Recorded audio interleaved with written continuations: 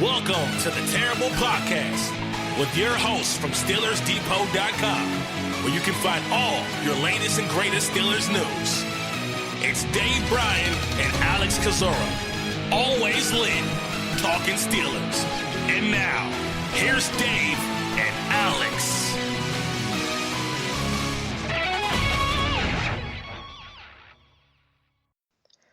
Welcome to the Terrible Podcast, Season 10, Episode 52. He's Dave Bryan and Alex Kozora, SteelersDepot.com. Thanks for being with us this Friday. Steelers Nation got a really good show today. Dave, how you doing? I'm doing great. I got a nice full cup of strong coffee here, my fourth one of the morning already, so I'm raring to go. What's your coffee brand of choice? You're a Folgers guy or No, I go a little bit, obviously a little bit tougher than that. It depends on what I'm in the mood for, you know. So, but kind of a little bit more expensive blend. Well, what I'd like to do is I like to take those little the ones that are made for the Krups machine. The little pods, but I crack them open and I brew them through a regular brewer because I drink so much coffee I burn up those Krupp machines in the past, but I like how they're individually measured in the little Krupp containers there. So that's the route I go with those. But I got a few blends I like to stick with, and I usually like it a little bit on the stronger side. Coffee and popcorn, the two Dave Bryan vices. There you go. Look, it's always got to be something with me, so why not those two things? Yeah, hey, why not? Again, got a great show today. A little bit later, we'll talk to Bob McManaman, a senior sports writer for the Arizona Republic, covers the Cardinals. We'll get some Cardinals insight later in the show. For now, Dave, let's start with Pittsburgh and the injury report. Thursday injury report came out yesterday.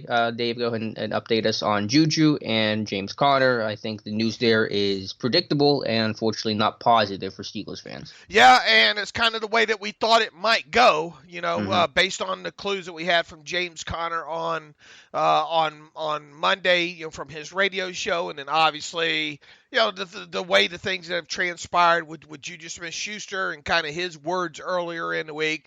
In fact, here's the long and short of it. Neither Conner nor Juju are going to play against the Cardinals on Sunday.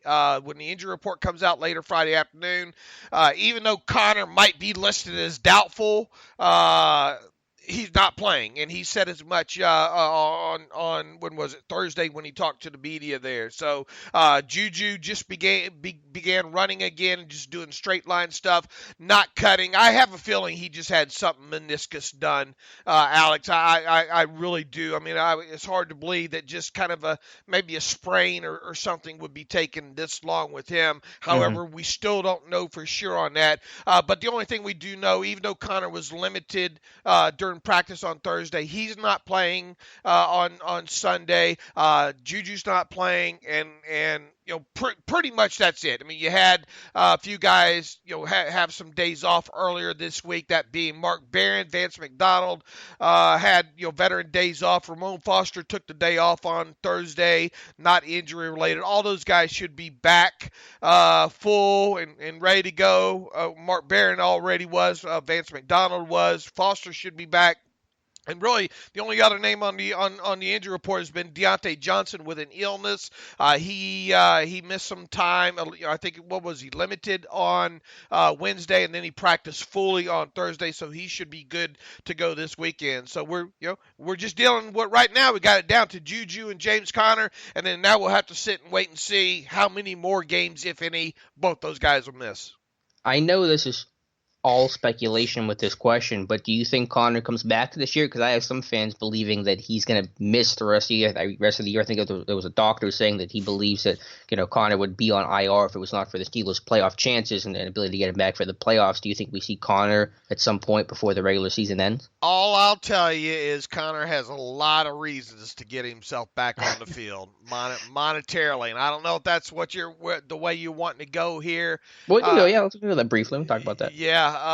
He has the proven performance escalator out there, and with the uncertainty of whether or not he's going to get a long-term deal, after this season's over during the off season, you need to make sure you can get all that money stuffed in your pocket that you can. And right now, because of his playing time, first of all, let's start off with kind of what a proven performance escalator is. As stipulated in the NFL CBA, a proven performer, the league's proven performance escalator is a fourth-year salary escalator that can be earned by players participating in either 35% of the team's offensive or defensive snaps in two of the players' first 3 seasons, or in 35% of all offensive defensive snaps over the entire first 3 years. Players eligible for the proven performance escalator will see their fourth-year base salary escalate to the lowest restricted free agent tender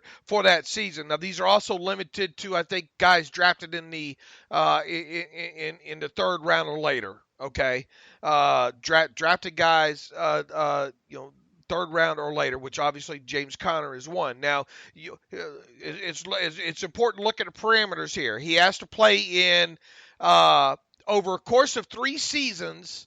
It has to equal out to 35% of the team's offensive snaps, or he just has to bust the 35% mark in 2 different seasons. Does that make sense? So in other words, you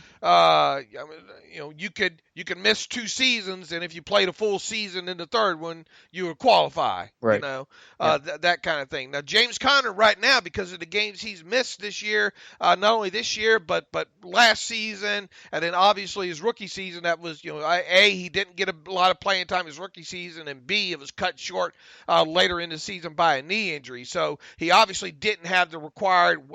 What do you have? Something like 6% of the snaps his rookie season. Last season, he obviously played way over the 35% mark. But when you balance all those out and you look at, he had 1 year that he qualified over 35%.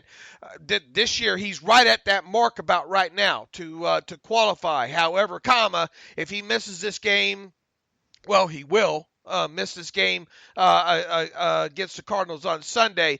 If he misses one more, he's going to be running into that dangerous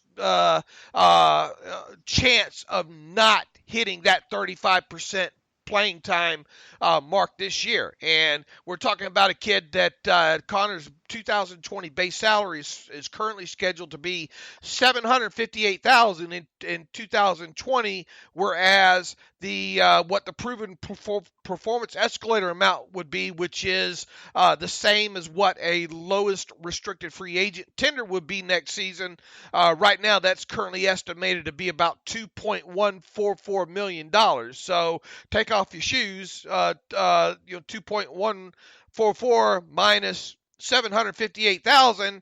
That's what, 1.3 or so million dollars, out there laying on the table for him. So look, he if he can't play, he can't play, because of health reasons. But I think he's trying to make sure, seeing if he can strengthen this thing up where he can return and play and help the team, and then obviously collect his his proven performance escalator there. So we'll see. To me, the writing's kind of on the wall for him to return against the Buffalo Bills, next week.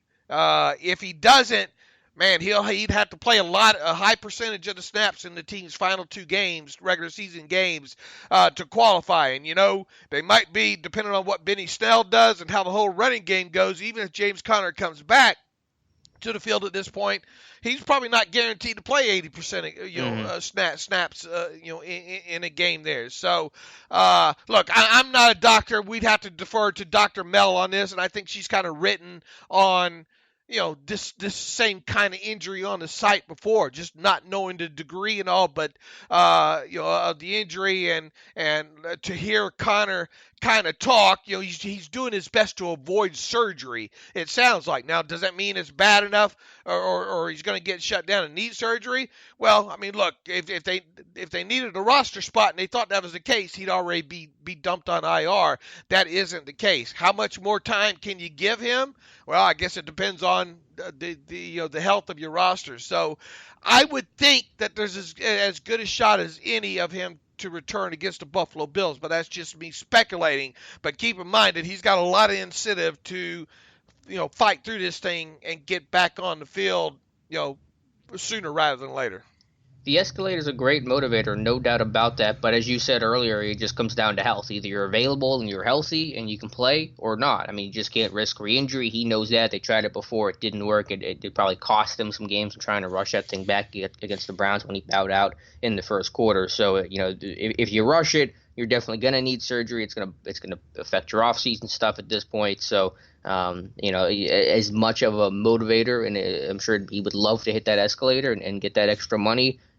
To me, it just comes down to when the doctor's clear. I mean, the doctors don't care about what the escalator says. Oh, yeah, most definitely. And look, there's not much to go on for these outside, doctors to look at anyway. I mean, it's hard to really kind of get a good idea of that original kind of hit that he took against Miami, right?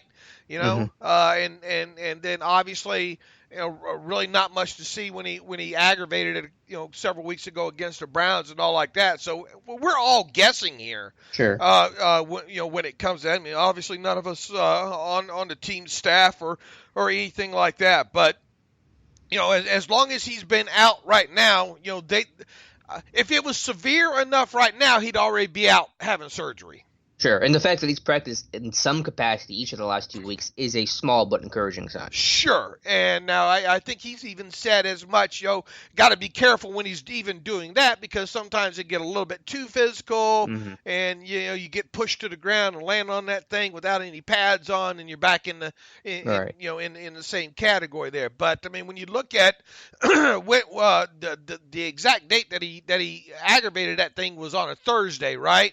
So, and that was, I mean, that's almost been almost a full month ago, right? Has it been that long since a Myles Garrett game? 3 weeks. 3 weeks. Let's see. That was on, what was that, the 14th? Was it? I don't know. Let me look at the. I thought you were saying it with confidence. It felt like, I didn't know if you looked up the schedule. Yeah, it was you got hurt in Miami. Yeah, it was the 14th that he aggravated that thing. Of November. So here we are. Next week will be a month. In 3 weeks. So, is that enough? You would hope and think that a month, maybe would be kind of enough time there. But I mean, look, we'll see. But he definitely has incentive to make it back. Whether or not he does, obviously, is something we'll just have to wait and see. And for now, all we know is that he won't play this week, and ditto with Juju, and we'll have to revisit them next week and see where you go from there. On the Cardinals side, for the injury report, not a whole lot going on. Their defensive end, Jonathan Bullard, out with a hamstring. He's been placed on IR. Center AQ Shipley with an illness. He'll play on Sunday, and so they seem relatively healthy. Yeah, I think the only thing to watch there is maybe that backup offensive lineman, Max Garcia, was added to the injury report with a toe injury, I think, as limited, but even he's a backup. You already said that Bullard was placed on IR. That's obviously a big name for them to miss there on the defensive side of the ball. But it looks like everybody else, at least everybody else that's on the 53-man roster, should be fine. And obviously AQ Shipley is their starting center. How many snaps has Bullard played this year? Because I did the scouting report. I was just looking at scheme stuff. He played 315 snaps this year, so played a decent amount. Yeah, that'll be a loss for them. Yeah, and I think they have a couple of younger guys that are going to kind of rotate in there to try. Rookies. Yeah, a couple of rookies to replace them from what I saw on the tape. All right, Dave, let's jump to the coordinator's corner from Thursday. As always, Randy Fichtner, Keith Butler talking to the media on Thursday. I'll start with James Washington and Fichtner, and just kind of the thing that they've stressed on, repeatedly every couple weeks. You kind of hear it's this point referenced and referred to whenever they talk about Washington making the jump, and especially now that he's playing so well. Fichtner says, quote, "I know he came back to training camp at the appropriate weight we all thought was appropriate for him, and he's just been a pleasant worker moving forward. I mean, he's been great. He's been a leader as well. He's had to now look around him. He's played more football than most of the guys there playing with him. So he's jumped into that role with Juju being down. So that's been really pleasing. And they've referred to, getting his weight right coming into camp this past year, started 2019 training camp a lot. And I really think that conditioning helps you be strong at the finish line. Still a second-year guy. You go through your rookie season, you probably hit that rookie wall. You're not used to playing that many snaps that late in the season, just having that extensive of a year just in general, playing well into December. So I think him getting his weight down and being in really good shape is helping the catalyst for him making this jump in his second year. Yeah, look, he's just a good old country boy, right? I mean, probably not needed that extra kind of time to get in better football conditioning there. He did that. There's not a lot not to like about him other than maybe just his overall time 40 speed. You know, he does. Even though he does still play a little bit quicker than maybe timed. He's not a burner, but man, he's got some hands on him. That's one of the things that really stuck out even through the whole kind of pre-draft and studying process of his game. Is man, those things are like vices, like I said, like lobster claws there, man. Once he gets some hands on that ball, he does a good job of securing it, and we've seen him now, make the same kind of catches that he made at Oklahoma State. Those kind of over-the-shoulder bucket catches and the kind of the climbing the ladder catches, type of throws there. So, look, a lot of people were down on this kid after his rookie season, but I think he showed late in last 4 games there, late last season, that after getting sat down one time, that that the game wasn't too big for him. And obviously now with him doing all this with Juju out of the lineup makes it even more impressive. He seems to have a good rapport and a good relationship with Devlin Hodges. That certainly doesn't hurt right now at this point of this season as well too. And it just feels like he's got a better overall understanding of how defenses are trying to defense him as well too, and how he the types of ways that he has to win. So sometimes you got to be patient with these guys, right? Mm-hmm. They might come out in rookie season, catch 12, 13 balls, and people say, well, he's not getting open or whatnot. And sometimes it just takes a full off season there and actually getting thrown the ball a little bit more, which he obviously is now. So look, going up against this Cardinals defense, I think you'll agree, Alex. I mean, this as long as he's not facing Patrick Peterson, there should be a lot of opportunities in James Washington in this game, and thus, I don't think we should be surprised if he registered maybe not what did Mike Tomlin call it, a breakout game, but maybe another 4 or 5 catch 100-yard game. I'll take that every day. I'll take that as my version of a breakout game. But yeah, the Cardinals defense is pretty leaky. We'll talk about them a little bit later in the show. I just think we were spoiled a little bit by Juju's immediate success, and that was where the bar was. Washington coming in right behind that saying, okay, be like Juju, have an amazing rookie campaign. And the reality is, for a lot of rookie receivers, it's a tough transition, especially for guys like Washington coming from a more basic spread system like Oklahoma State, where he didn't have to move around a lot. He just kind of was a one-trick kind of guy. Had a really good trick about it, to kind of refer back to Mike Wallace, but had a lot to learn to kind of smooth out the edges and become a more complete receiver at the NFL. So I think that those rookie struggles were natural and expected and pretty common for guys in his situation. And so it's no surprise to see him make a jump in his second year when things have slowed down. And then again, I think just being in great shape, getting your weight down, allows you to really play the season from start to finish really strong. Absolutely, with him. And, look, you just hope it continues with him. Mm-hmm. Fichtner was asked about Duck Hodges and staying in the pocket more, something that you and I have talked about a good deal. And Fichtner says, quote, yeah, there's no doubt because this league's built inside the pocket. In certain situations, you're going to have to play in there. He says, quote, we've been fortunate. We probably haven't had some holding calls because he's maybe escaped a little quicker than you'd like. But again, that might just be natural for a younger, inexperienced quarterback that kind of feels grass and runs to it as opposed to stepping up. So there's obviously little things we want to work on every day to improve, and that would be one of them. I think that's the biggest issue for Hodges right now, is bailing on clean pockets, rolling out too quickly at the first even kind of feel and sign of pressure. And as I said on Wednesday, you have to trust your offensive line. It's a good offensive line. You got to hang in the pocket a little more than he has.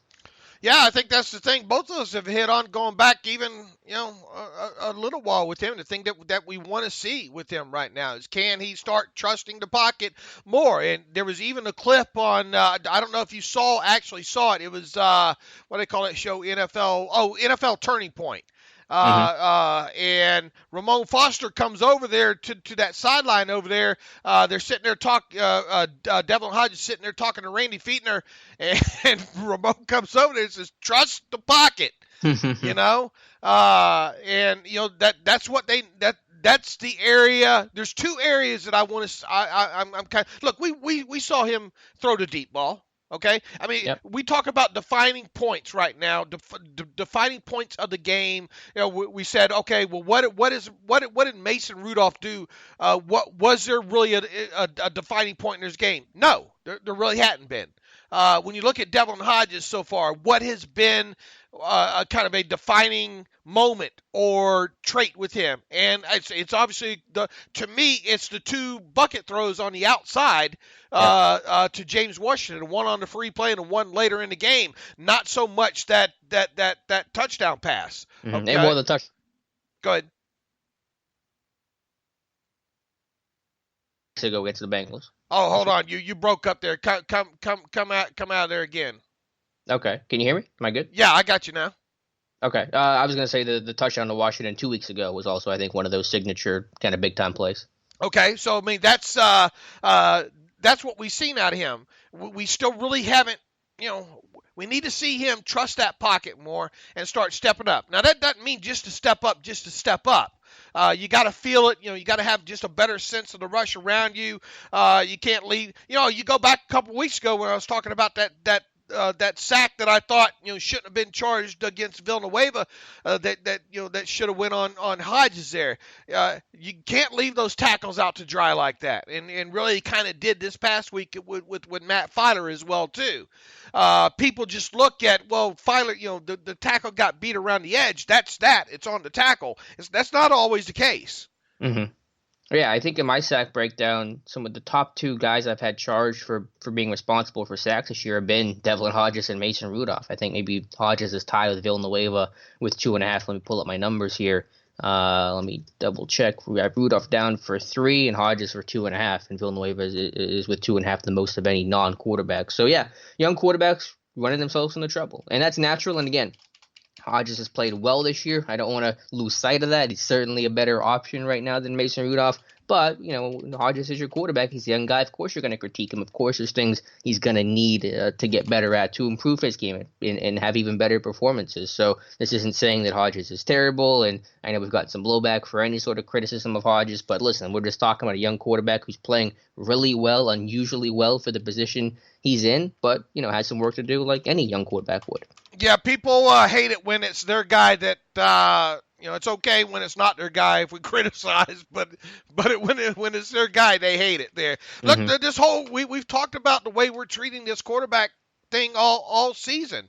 You know, get as much information throughout the season on all of them, you know, on whoever plays, and then go from there. I'm not going to make a rash judgment just because of one game. He did he did some great things in that game against the Browns, but in all of his time so far, the thing that Alex and I both have noticed is him not trusting the pocket. You can't just keep running away from a clean pocket and taking sacks that way. All right. And I think it you know, what Ramon Foster said, you know, just this past week kind of confirms, you know, what we've been saying with this. He's just got to get better in the pocket and trusting it. Now, I talked about, you know, a couple things still wanting to see with him. Stepping up in the pocket is obviously one of them. Number two is I want to see him, when he does leave the pocket, make some plays outside the pocket. Mm-hmm. And we really haven't seen that yet. You know, so and I'm not talking the drifting back. I'm talking the actual rolling out. A, design, B, not design. You know, extended the play. Those are the things that I kind of am looking for. I think he's got a good sense of when to take off with the football so far. He scrambled 2 or 3 times already. I think he's done a good job of that. Yeah, I just want to see him step up a little more often. It's just a relatively minor thing, but it'll go a long way for him. It'll avoid the disastrous plays. It'll let him keep plays alive and take a couple less hits too.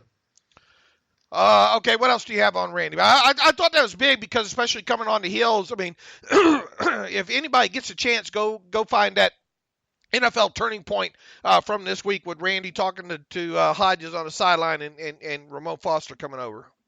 I don't have a whole lot else from Fichtner. Just talking about Deontay Johnson, and somebody asked Fichtner if this was the rookie wall for Johnson, and Fichtner says no. Quote, no, he's always had a couple nicks and knacks. This is a big person sport. He's not a big guy right now, and unfortunately, he's not going to have time to develop that until the offseason at this point. I'm sure that's partially true, but again, I think that kind of lends itself to the rookie wall. When you're a smaller guy, when you kind of been beat up, you've been in training camp and through a regular season process, playing more, and having a larger role than probably this team anticipated. Obviously, when Dante Moncrief fell apart, Johnson had to go in, ready or not. So I can imagine there's probably a bit of a rookie wall for him, and that's common for being a smaller guy. But again, he's a talented player that I think they're being smart with his reps, and I think he'll bounce back from Sunday's game that was his worst of the season. Yeah, and it just goes back to kind of with James Washington. Try to find trying to find the identifiable traits with these young guys in that first year, and boy, the second year is when you really expect these guys to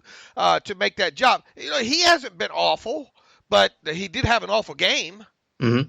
Yeah, it was a bad game. It's been a good season, just was a bad game. Right. So whatever was on his mind, hopefully he got it off of it, and you can go back out there and kind of focus. And look, you eliminate the false starts alone from what he had in that last game. It makes it a little bit better game. And the personal foul. Right, and the personal foul there. It makes it a little bit more tolerable game, I guess, if you will. I'm not worried about him. The thing that we want to start seeing, I think, more identifiable, even on plays that he's not targeted on, is look, he had a tremendous get off at Toledo. Well, still does, I'm sure. That doesn't just disappear. Want to start seeing him corkscrewing some guys in the ground, in his route running or after the catch? No, I'm talking pre-snap, off the line. Okay, gotcha.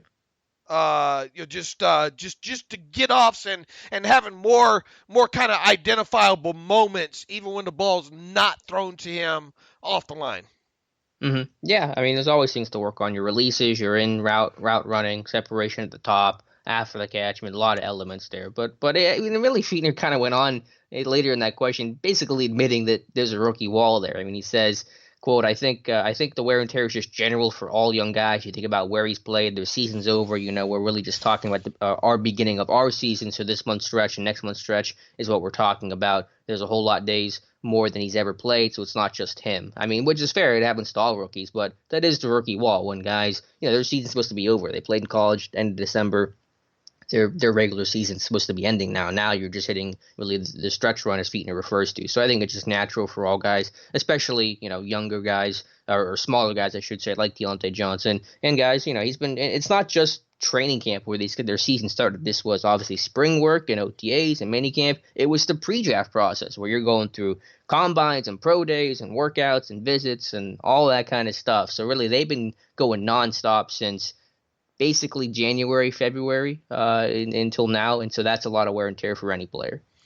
I think the only other really thing that kind of stuck out, it wasn't surprising, it's something you and I talk about every time with younger running backs here, is how important pass protection is to enabling them to get on the field and getting more carries, more lion's share of the work and all like that. And look, they've been put in a situation because of James Conner's injury where they've had to rely more on probably Benny Snell than what they thought they were originally going to have to. Excuse me, I got a frog in my throat this morning. Earlier in the season, even so, we've already seen sometime where Benny's been slow identifying something, and you just can't miss pass protection. Even if you have the willingness to do it, you got to make sure you know where you're going and who to pick up and get that done. I think in so many words, Randy alluded to that yesterday about possibly getting Snell more work, and we talked a few times this past week about a couple of good pass pro snaps that Jalen Samuels had. So that's going to probably keep Jalen Samuels around, at least on some third down or some must passing plays, if you will. So, Benny's best chance to probably get work in the backfield is early in the game and late in games. And early in the downs, too, is how I would frame it. But I think Snell's actually done a nice job. I was praising him a couple weeks ago, over the last couple weeks for whenever he sees it, his ability to kind of get square and anchor and have some strength. I did think he missed the one, and when I went back and looked at it, his eyes were just all wrong. He was looking at linebackers that were already blocked up by the scheme. He should have gotten his eyes elsewhere, causing to be late and miss one of the DB blitzes. So I think just working on his eyes and recognition, which is very natural for all young guys to deal with. I still think he might be a better pass protector overall than Jalen Samuels. We'll see maybe as we get more reps and tapes for these guys. I think Samuels had a good week last week, but overall had struggled in pass protection prior to this week. But yeah, it's just a natural thing where rookie running backs they have to be better with their eyes and be quicker to react, and that's something that will come with time and experience. I consider Samuels more of trying to be a finesse guy in pass pro, whereas Snell is more of a like Connor, more of a physical guy. Yeah. The best thing about what Samuels did on one of those pass pros is kind of finessed the rusher out to the left. I thought he was physical on that rep. I thought that was a really rare moment I've seen of physicality from Samuels in pass pro. I kind of viewed it more as a still a finesse though. Okay. All right, fair enough. But yeah, I think there's work to do for both guys, which is natural. Say a second-year guy that didn't do any pass protection at NC State and Samuels, and Snell, a rookie who probably did some pass pro at Kentucky, but is a rookie and is going to deal with the rookie pitfalls of pass pro. Well, there was a lot of identifiable moments, that when I went back through the Kentucky tape, that showed he was up for the challenge. Eating up grass. And being physical, keeping his head up, and all. Now were there some occasional bad reps in there? Yeah, but overall, you can understand why they were attracted to him as a rounded running back. Right, because he was the guy. I mean, he was the every down back at Kentucky. He did it for 3 years, and so he had to be put in all those situations where Samuels was a more specialized guy. They had a lot of talented, guys in the backfield, Nyheim Hines and Matthew Day earlier in Samuels' career, so allowed him to be a little more niche and specialized. For Snell, it was you got to do it all, and that I think has helped accelerate his rookie career and be better in some areas that a lot of rookie backs aren't. Pass protection, I think he's still better than a lot of rookies, a lot better than where Samuels was last year, better than Connor where he was at his rookie year, but still a ways to go. Yeah, look, I mean, this thing right now until Connor gets back is going to be Snell and Samuels, and maybe an occasional Kareth White in there, but those are going to be your guys right now. And look, even when Connor comes back, if he comes back, you're still going to have probably a rotation of guys.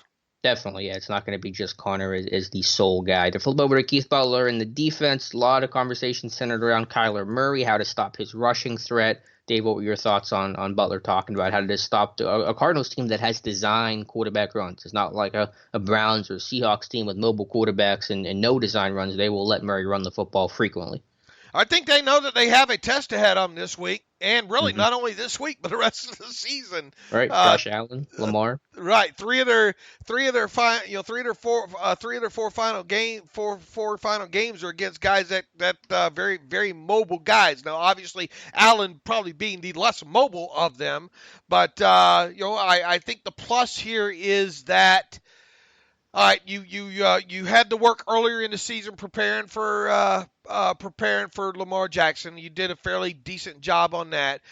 You've had a couple of games where you've seen not a truly mobile quarterback in Baker Mayfield, but one that can definitely get himself outside of the pocket and make plays on the run.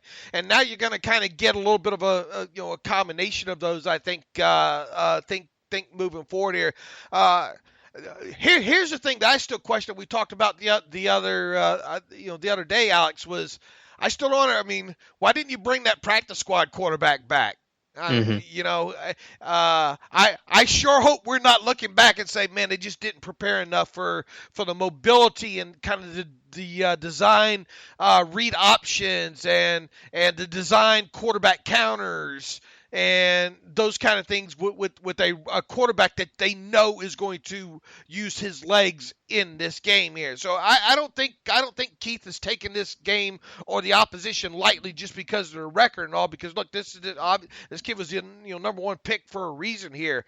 So I think he knows that they are going to have some unique challenges when it comes to opposing quarterbacks in 3 of these 4 final games. Yeah, I think this one will be pretty unique. Now, as you mentioned, the benefit is you faced the Ravens team already this year that has a lot of similar concepts and certainly a ton of design quarterback runs, or at least options for the quarterback to run with the football. And you did a relatively good job against Lamar Jackson, the league's MVP so far. So I think that's going to help you in your preparation when you're facing a guy like Murray that is similar in terms of that skill set, and they're similar in terms of the scheme that they have. But it'll be a challenge. You're going to have to probably go 8 in the box, dedicate that safety to help be able to take away the quarterback on some of the read option plays. You got to tackle well for sure, but whenever you got to play 8 in the box, you're going to be playing a lot of single high. You can be tested over the top. Now, I think the Steelers have the matchup advantage because the Cardinals' vertical threat is pretty poor, and the Steelers obviously have a good secondary. Minka, as I said, as a single high center field guy, is a plus, a matchup in your favor, but it'll be a test for sure. You got to be really strong with your run fits and really secure, because if you miss, Murray and company is going to make you pay.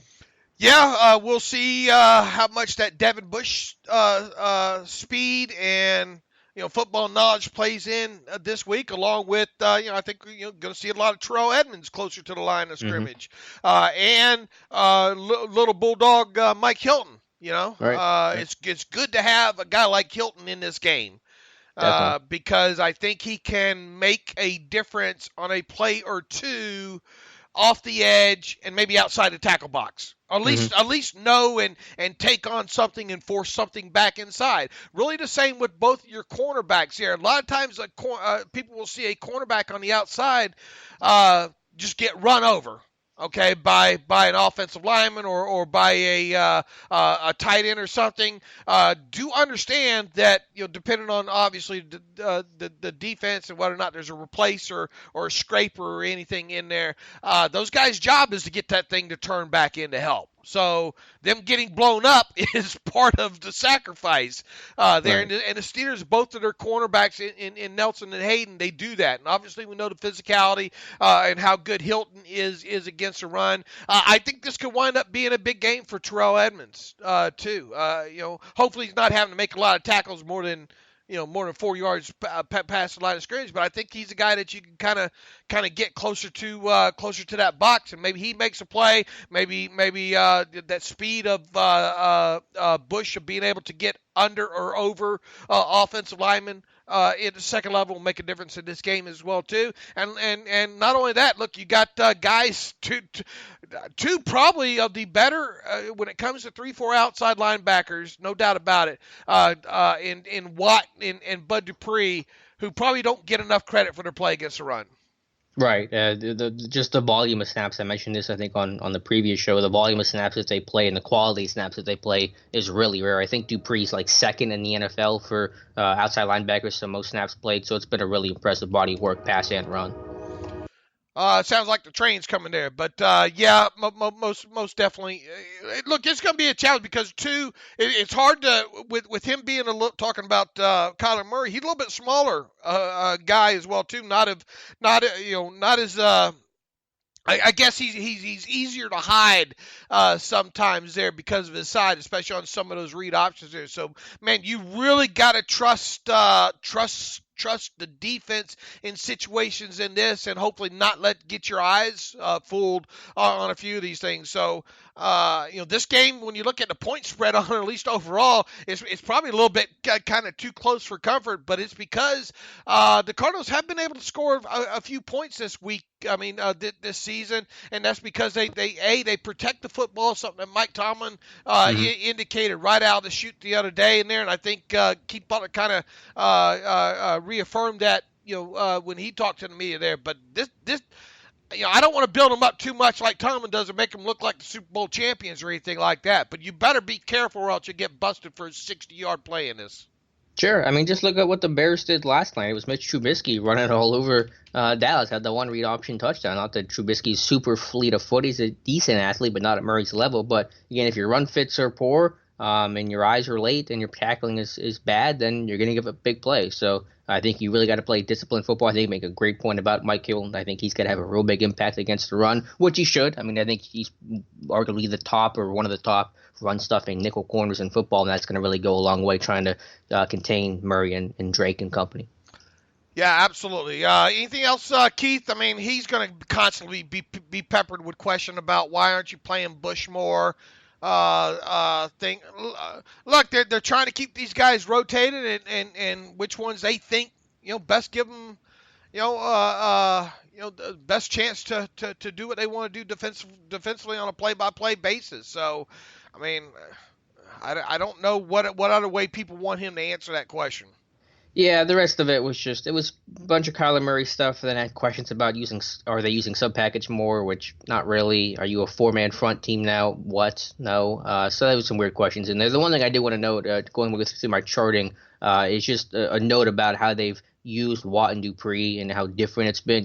Watt dropped 37% of the time his rookie year. This year he's down to 9% dropping into coverage. Dupree has usually been around 25% dropping into coverage. This year he's at 7%. So just to focus on letting those guys go forward, get after the quarterback. It's been an obvious change, but let your best pass rushers go forward was the right decision and adjustment. Yeah, you would like to be able to see those guys get a little bit of rest, though. But I think it's just what did Butler say? They're supposed. This is a time for them to play now, and when they're playing that well, it's harder to take them off the field. So I get it, but and I do think they are smart about it in some situations where maybe before a 2-minute warning they'll take them out so they get a bit of a breather, then a 2-minute warning and they're back and they're fresh, or maybe they'll take them out for a first and second down, put them in for a third down. So there are some small things where you can tell they're trying to get rest, at least situationally. And again, it's just hard to take those guys off the field. Yep.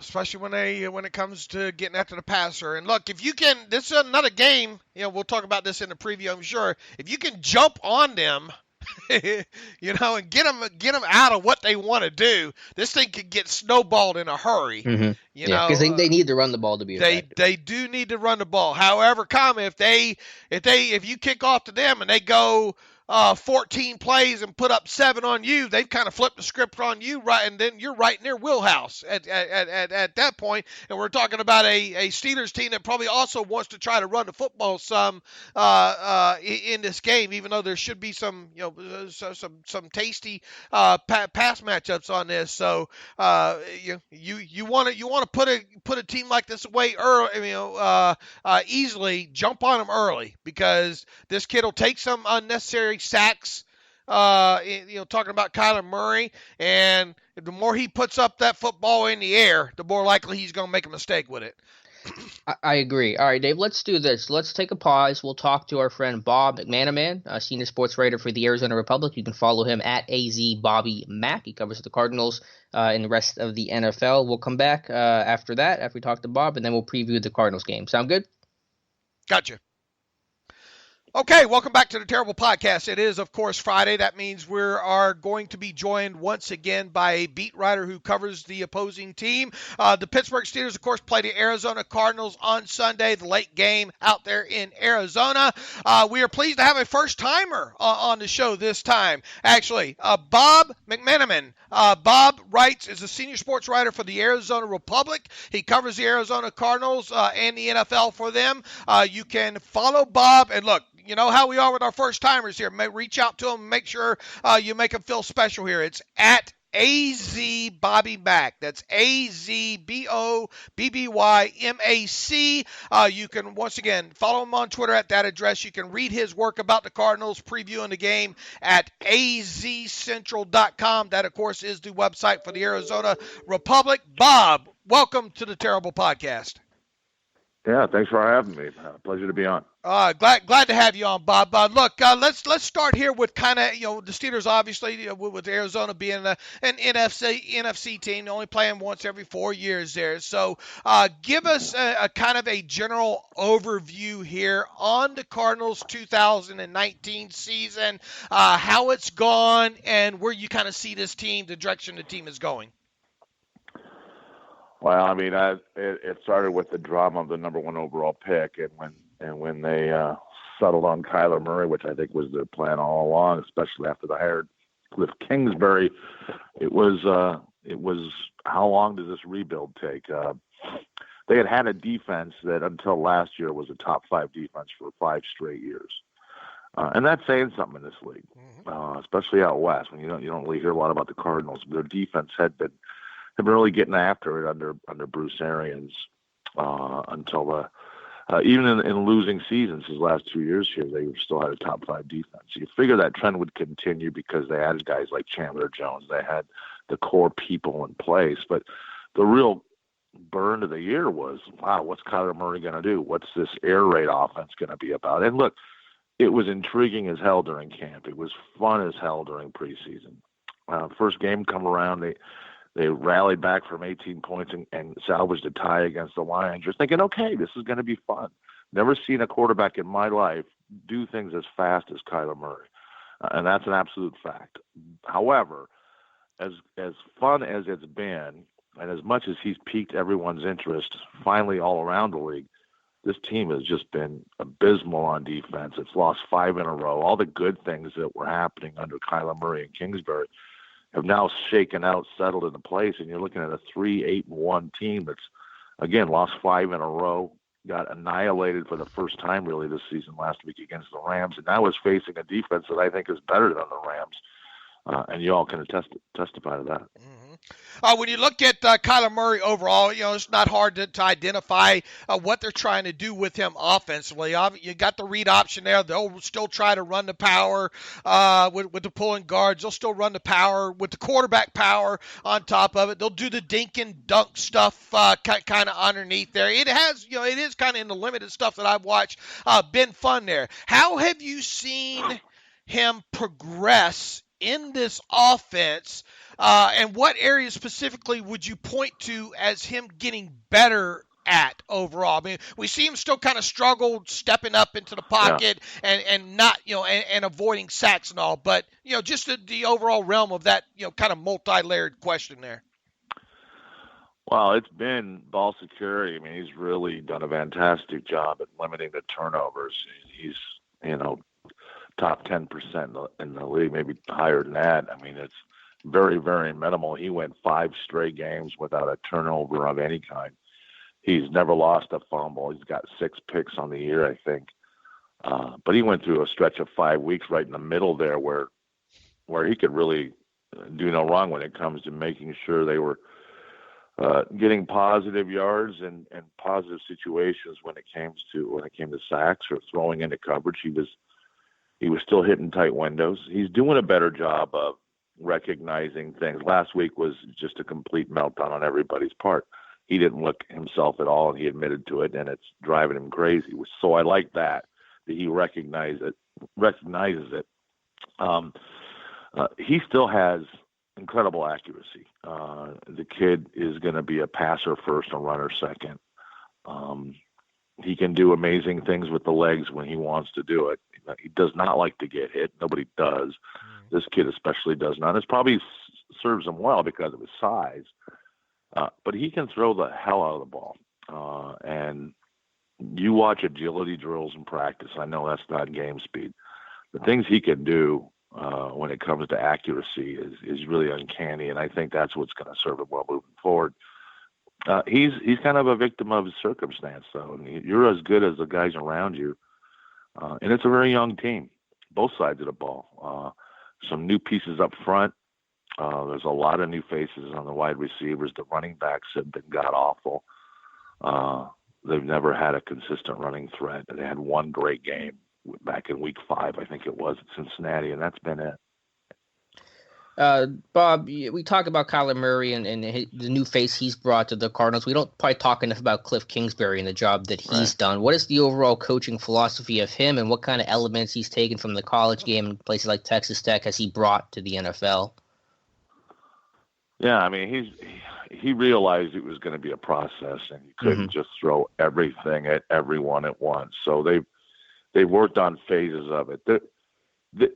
A lot of people are confused by the Cardinals and Kingsbury when you start talking air raid. It's not what he did at Texas Tech. It's not what Mike Leach used to do and continues to do in some form at Washington State. It's phases of it. And the interesting thing, guys, is many parts of Cliff's offenses have been around the NFL for decades. And, history has a way of repeating itself, and that's what he's doing. A lot of the sets and motions and jet sweeps and misdirections and the interesting thing here and what jumps out at everyone, especially early in the season, was how much they relied on 10 personnel with the 4 wide receivers, 1 running back, no tight ends. They ran that stuff 80% of the time, and I've never seen that in an NFL game. It's been around, years ago. You got to go way back to find that. But I mean, every play, first, second, third down. If you're a defensive coordinator, you're going, holy hell, what do I do? I can't use any of my base. I got to go 6 DBs here. I've got to do this. I got to do that. And it did throw teams on their heels, and the Cardinals were in a lot of games mainly because of that. Then they realized, look, our offensive line is getting killed. We're getting Kyler Murray killed. He was leading the league in sacks taken after 6 weeks of this. And what happened was I'm not going to say a mini revolt, guys, because that's not what it was. It was offensive linemen going to their position coach, Sean Kugler, who you guys know in Pittsburgh for years. And Kugler going to Kingsbury and said, look, man, you're killing my guys. They can't pass block for 110 plays a game. You got to integrate the running game. We got David Johnson, an all-pro from just a couple years ago. We've got Chase Edmonds, a speedy little cat that can do things David can't, and they're both great pass catchers. Let's shift the balance a little bit. Let's make this a little more 50-50. And what we saw since then was a nice balance. They started running the ball. David Johnson was getting his reps. Chase Edmonds jumped on center stage when David hurt his back and an ankle. And since then, nothing has worked. So you've got a 3-part season, trial and error, success, and now disaster.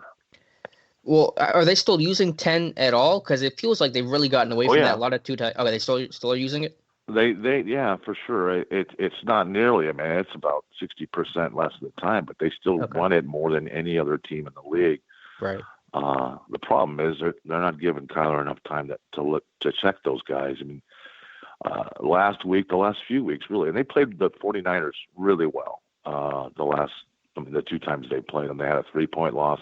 It was a 3-point game until a turnover cost them a touchdown at the end of the game. And it kind of made it look a lot worse than it actually was. There were tight games, and they still run 10 personnel, but they've also learned to integrate their tight ends finally.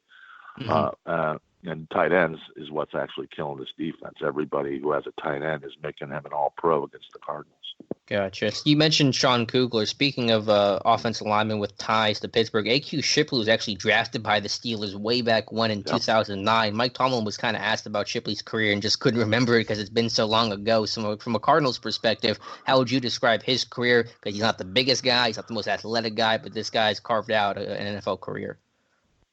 Yeah, he just recently played in his 100th NFL game, and I kind of commemorate. I mean, a lot of people didn't know that. That's a lot of games for a guy who was supposedly way too short with alligator arms that everyone told couldn't make it as a 7th-round pick, and not many guys do. This was one of the studs in college football, though. He was supposed to be the 3rd or 4th center taken, ended up being, I think, the 6th or 7th or something like that. But has carved out a real niche wherever he's made it as a starter. It took him 4 years, trial and error, practice squads. He makes the team as a starter, then gets replaced a couple different places. Here, he ended up starting right away, was the only guy who didn't miss a snap for 2 years. Then he snaps his ACL, second day of training camp 2 years ago, missed all of last year, came back this year with no new deal. On his hospital bed, they came in and signed him to a 1-year extension, which I thought was a lot of gravitas for a underrated guy who just balls. And they rewarded him, and he's played real well. Hasn't missed any time this year, and has been a real strength right up the middle. When you flip over to the defensive side of the ball, look, you've already hit on it. This defense has had problems this year. Now they lose, I believe, Bullard to the hamstring. I think they even had to place him on IR. They got a couple of young guys. I think they're probably going to rotate over there now in Bullard's place there. Suggs, obviously another year older. I mean, Chandler's doing a great job on the other side there, but you can run and pass on this defense, correct? Yeah, it's the worst pass defense in the league by far. I mean, they're giving them way over 300 yards. They've allowed 31 touchdown passes, which is far and away the most in the league. They were getting after the quarterback thanks to Chandler, but Suggs has fell silent. I can't remember the last time I saw him do anything on the field last month. They lost Bullard, who was a replacement for the rookie Zach Allen, who was out with a neck problem. The defensive line has been just absolutely nothing at all year. They haven't gotten any push, any real kind of harassment from the D-line on quarterbacks or the backfield. Chandler's been it, and as a result, it's put a lot of pressure on the secondary, which is very, very young. When you look at them, they've given up, I think, 60 explosive plays through the passing game of 20 yards or more. Yeah. But when you dig that down, it only looks like about 11 or 13 of them were actually kind of deep ball throws, and by that I'm meaning over 15 yards in the air. Are they? And I've looked at a few of those, quite a few of those explosive plays. Obviously, not all of them. Bob, is what happening? Are they giving up passes up underneath, and are those things running after the catch for 20 plus yards? Kind of describe, and obviously they got a couple more kids in there now opposite Patrick Peterson there, who's still probably one of the best cornerbacks in the game. But how are a lot of those explosive passing plays happening? Well, Patrick is not playing anywhere near the level he has been. He's been horrific actually since he's returned from his 6-game suspension. This is the worst he's ever played in the NFL. All of that with the Cardinals, of course. He's frustrated with his lack of production. Just even making the normal play, he's not doing that well. But what's happening to this defense is that targets, running backs, receivers, tight ends are finding incredibly open lanes, passing lanes, and aren't getting contested at all. They'll run 5, 10, 15 yards and then have another 10, 15 yards before anyone's even near them to put a lick on them. So it's just completely open, and over the top it's happening too. But you're right, a lot of it's underneath. And it's funny because Jordan Hicks is playing fantastic at inside backer, man in the middle there. They haven't had a lot of success with their other linebackers, inside guys. And the safeties are just getting beat on everything. You've got a rookie cornerback starting opposite Patrick and Byron Murphy, second-round pick out of Washington, who's a hell of an athlete. But they're just allowing too much freedom and space. And anybody, as long as you catch the ball, is going to have positive chunk plays. And you're right, 60's got to lead the league by a long margin. That's what's killing them, and it might cost Vance Joseph his role as defensive coordinator. Is Jalen Thompson going to make it this week? I think he's battling a concussion. I think Kingsbury said he's day-to-day. It looks like he's limited a couple of times. And, look, I mean, that secondary already has young enough kids on it, and it looks like they're trying to keep things fairly simple. A lot of kind of zone stuff, not utilizing so much man stuff. I think they just want to keep it simple on these kids, and where the communication's kind of simple as well, too. Is Jalen Thompson going to play, and how big a loss is that to this defense if he doesn't? A lot to unpack there. Let me just say, Jalen Thompson has practiced last 2 days, limited. Yeah, I think he's going to play. He looked fine in the drills that I watched the last 2 days.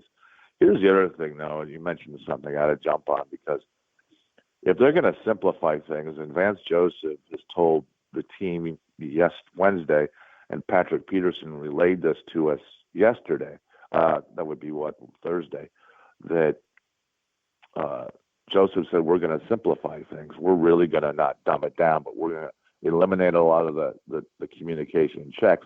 Best way to do that, in my opinion, is play man. Because if you're going to play zone, that's when the communications that have plagued this team in the secondary have really come.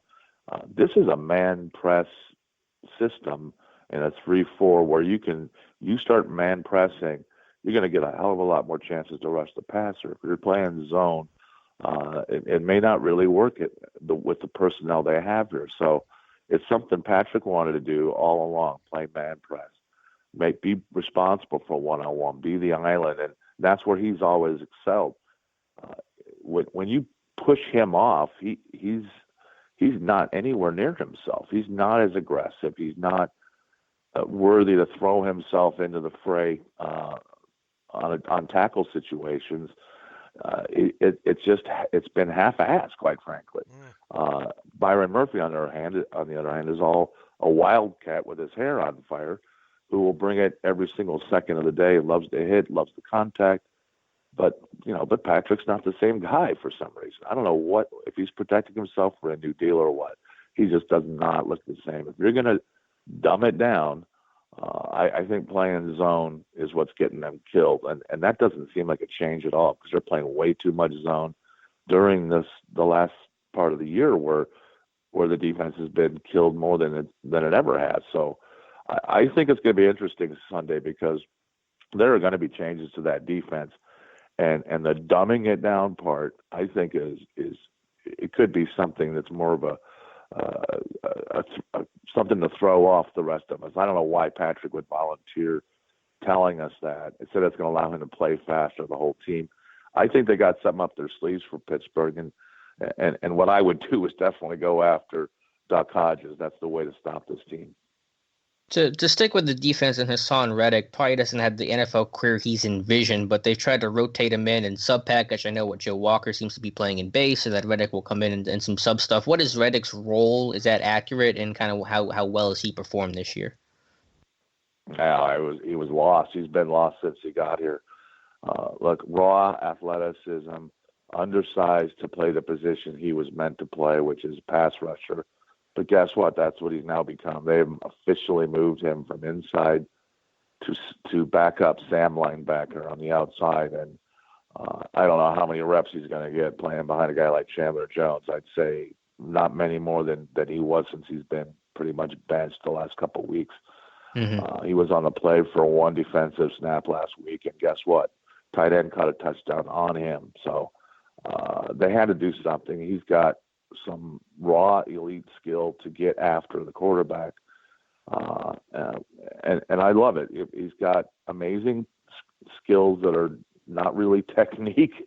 It's hard to describe. He just has this way of finding a way to get into it without a lot of precision, skill, hand, feet. It's just a will to get there for an undersized guy. And that's what they're banking on now. But look, this is a sad situation. He's in the fourth year of his deal.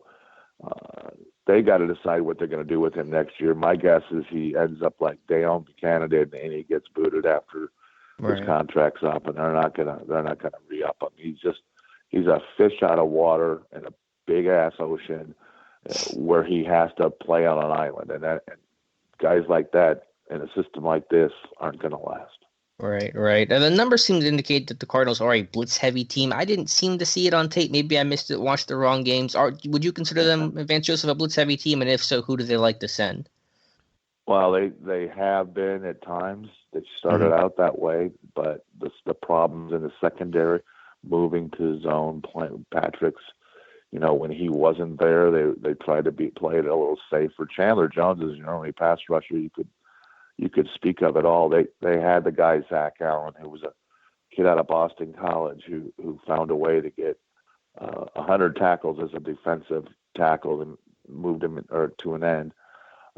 He was going to be a guy that they thought. And Chandler told me this kid has way more pass rush moves than I ever had coming into the league. This guy could be so much better than me. But then he got hurt. Then he wasn't playing when he started returning to practice, and they put him on IR. That's it, man. Suggs, you would think the leading active sack specialist in the NFL right now of all time would be doing something. But man, it looks like he's just mailing it in. I hate to say it because I love the guy, but I haven't seen anything out of Suggs in a month, and I doubt we're going to see anything in the last month. Bob, quick overview on special teams with this Cardinals team. Look, Andy Lee, it feels like Andy Lee's played for like 30 years. Pitt product and all like that. Heck, I'm old enough to remember back when the Steelers restricted Andy Lee, right.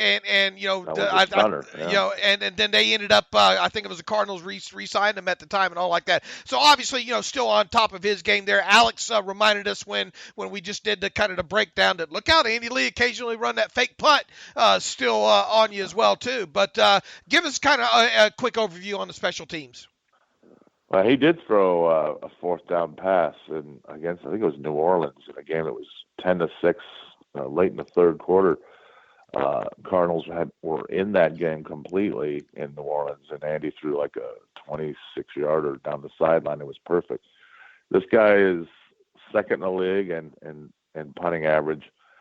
He got screwed out of the Pro Bowl last year by a rookie. It never should have happened. But if you're not on a winning team, man, you happen to get overlooked all the time.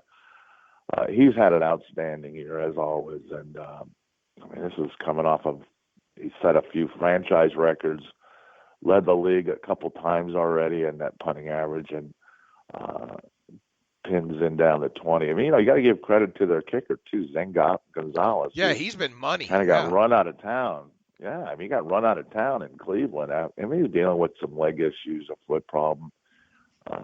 He's kicked 16 in a row, which is, I think, the fifth longest streak in franchise history, which, talking about a team that's over 100 years old, man, that's something. And I think he's missed 3 this year, I want to say, and had a streak just like your guy did until he missed that 54-yarder against the Dolphins and around, I think it was Halloween. But the special teams there, those 2 specialists have been great. Long snapper's been great. Just no return game. It's kind of like the Steelers. You got 2 pretty dependable guys with the legs and nothing at all out of the return game. And that's kind of a shocker. Yeah, no, I don't know. Danny Smith's had problems with his unit in returns for quite a while. That's a sore subject with Alex. On this as well. He's a big kind of Danny Smith guy. Anyway, that's we just hope they just catch it. 1/3 and run. of the game, man. 1/3 of the game right there. Just catch it and run straight. That's about where we're at with this thing. Bob, look, absolutely fantastic. What you got for us on Sunday? I mean, I'm not a believer in the term trap game or anything like that at the NFL level and all, but this sets up to be an interesting. The Steelers don't face a lot of these mobile quarterbacks. They've got a young quarterback in their own in Devlin Hodges. What way do you see this going Sunday? Can you give us a final score prediction, please, sir? Yeah, I would. I had to laugh when you said potential trap game. Pittsburgh and Tomlin, man, you start out 0-3. There's no such thing as a trap game when you're trying to fight for your life to become just the 7th team in 100,000 years to make the playoffs after going 0-3. I think Pittsburgh's going to win this game, and as much as I'm looking forward to seeing the Duck, I don't think the offenses here are going to really be the issue. It's going to be Pittsburgh's defense torching the Cardinals offense and making life miserable for Kyler Murray. He can do amazing things, and I'm telling you, there's always a possibility. But I just think this Steelers defense is way too much for anybody on the Arizona offense to handle. I think they could make it a game, but it's going to be something like 27 Steelers, 13 Cardinals, and I can see 3 takeaways probably at least for Pittsburgh. You guys, lead the league with 30? Right. May as well add a few more to that fire because there's plenty of logs to throw on it when you're playing this team. Well, Bob, look, for a first-timer, and you probably noticed we kept you a little bit long there. We tend to do that with people. We tend to do that with people that are good, and you're definitely one of those ones. And we're just ecstatic to have you as a first-timer.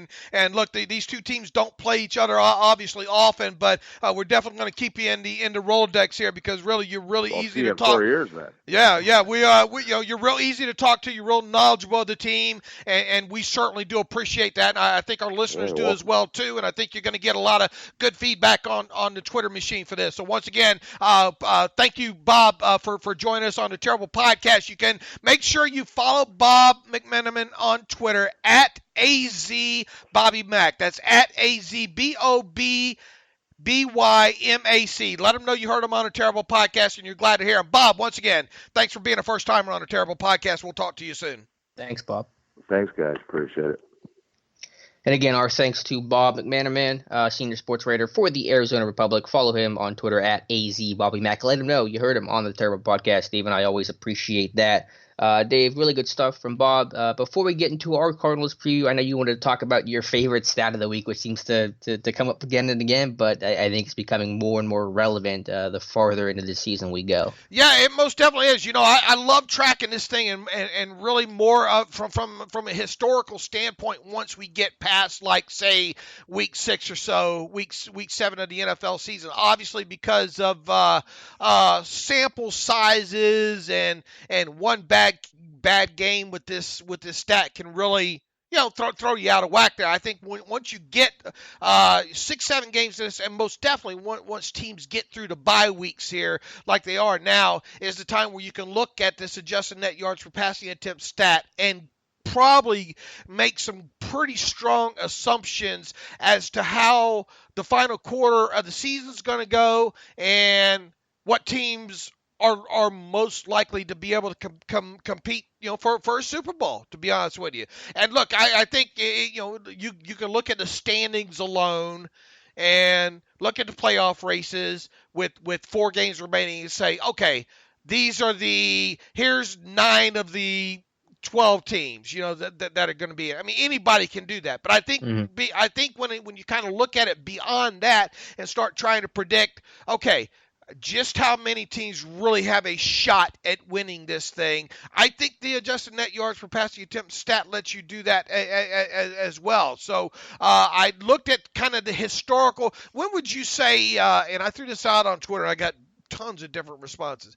When do you believe today's NFL offense, from an offensive perspective, became today's NFL from an offensive perspective? That's really, I saw the question. I thought about it a little bit. I don't have a great feel or great date of when that is. I mean, I would probably I think when you look at this historically, you'll kind of look back and say at the start of this decade, so around 2010, you started to see the evolution. Maybe that's a little too early, but I think it's kind of a cleaner number to put. So I would probably say around 2010. So that's been how many years? 9? Mm-hmm. Yep. Well, adding about 6 more on there, should cover us, right? I mean, you started seeing evolution a little bit from let's say the greatest show on turf, the Rams in 1999? What was it? And on. Obviously, some rule changes and all like that. But I mean, I think going back at least 15 years kind of would be a good historical mark, right? As far as how defenses should be measured. Are you talking in terms of the evolution of the game? Because I think 2005, it just felt, you think about like Ben's rookie year, it just felt different than today when you had fullbacks and more I forms and more things under center. Right, but kind of from that point, it didn't take too much longer from that point forward, Mm-hmm. Yeah. Okay. But I'm talking just of measuring defenses in a passing game. From I wouldn't go back farther than 15 years. Okay.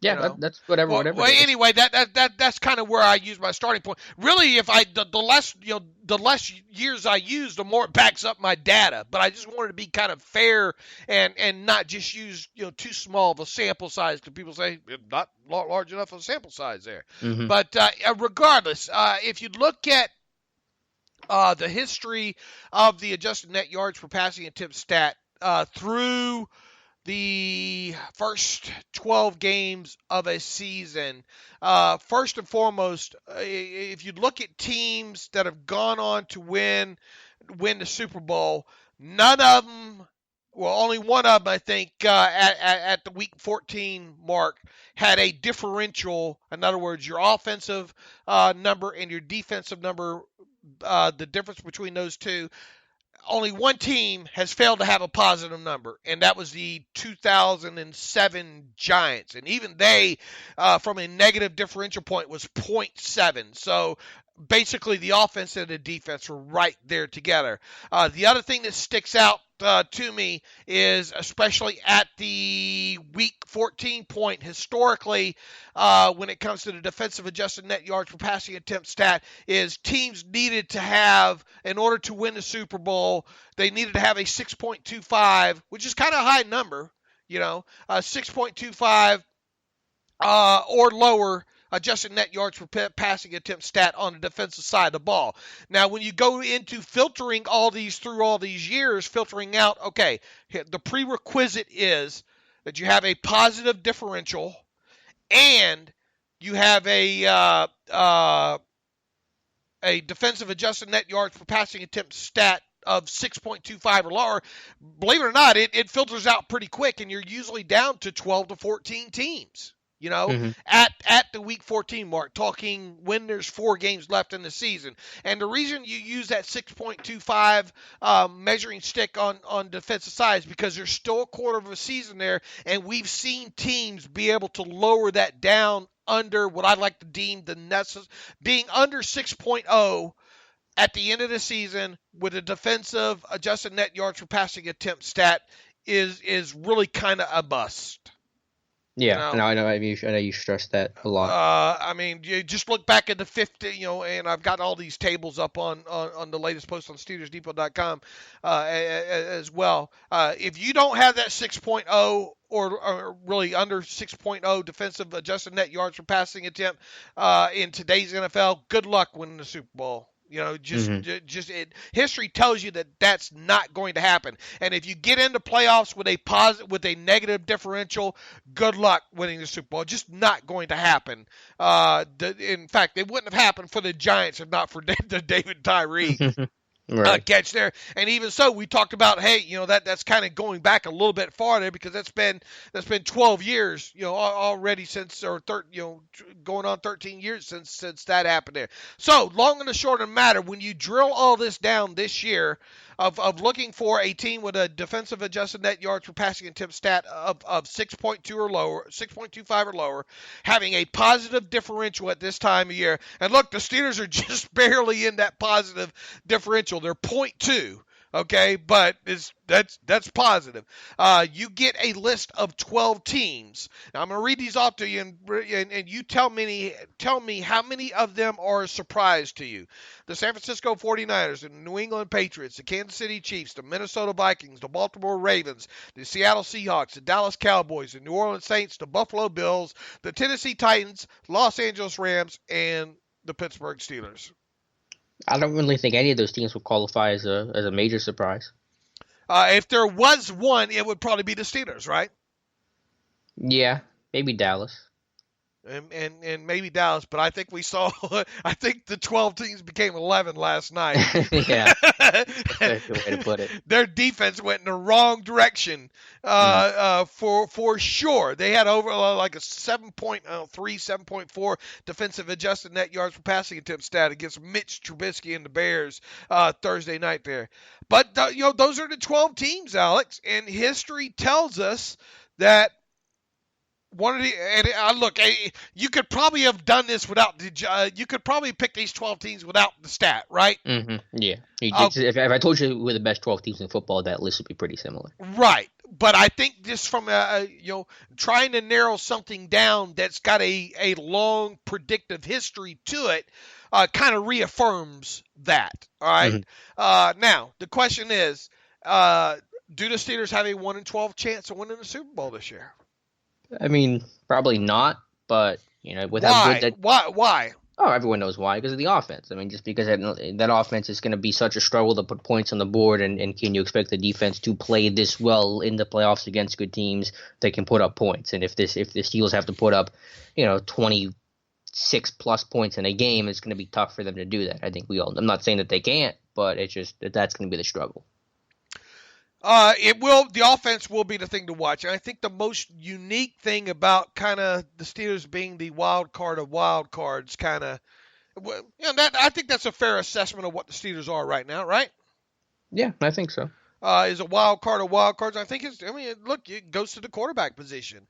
And kind of getting a predictive future measure on what this offense is right now is a little tough because you got a running game that's showing a little bit of life right now, and we'll find out over the next 4 games of what Devlin Hodges is, and if he posts What would you consider the Steelers' chances? Just okay, you don't. I don't allow you to watch any games. Okay, any of the 4 games you cannot watch. Mm-hmm. But I tell you, after the next 4 games, that Devlin Hodges through those 4 games registered an adjusted net yards per passing attempt stat of 6.5 or higher, and the defense was just status quo. With their number, throughout the remainder of the weeks, then where would you put them in maybe a 1-12 chance to win it? Well, I mean, I think they're going to go at least 3-1, so that's going to put them into the playoffs. It would be higher. I mean, the better this offense does, the more encouraged you are by the overall chances, because the offense is the weak link. If they can pick things up, they can show more consistency, start games better, just simply put up more points on the scoreboard, then yes, the odds are going to go up. So if you gave me those numbers, I'd probably say they might have a 1-12 chance. Okay.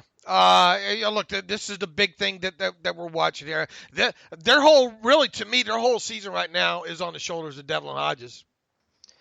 Yeah, I mean, I think it could be on any quarterback. Because, again, the offense has to be the key, because the defense is going to play well, but they're not going to be able to literally carry this team through. The offense has to do something. And so, sure, if the offense can take just a step and be even average, then they got a shot. Absolutely. If they can't, then it's tough to really win a Super Bowl with how many teams have won a Super Bowl with, below average to bad offenses? Very, very few. Well, here's the thing, and saying this, it falls on the shoulders of the quarterback is obviously a Captain Obvious statement, but more so with him and the offense, it's point scoring. Okay, because if you look traditionally in history too, you just can't average under 20 points a season offensively and win a Super Bowl. Right, and the Steelers are at like 19.5. Yeah, so I mean, if you want to just throw out my stat and go with your average points scored per season, it'll catch up with you. Yeah. So in other words, in these final 4 games. That's a quarter of a season still, so you can still affect your average.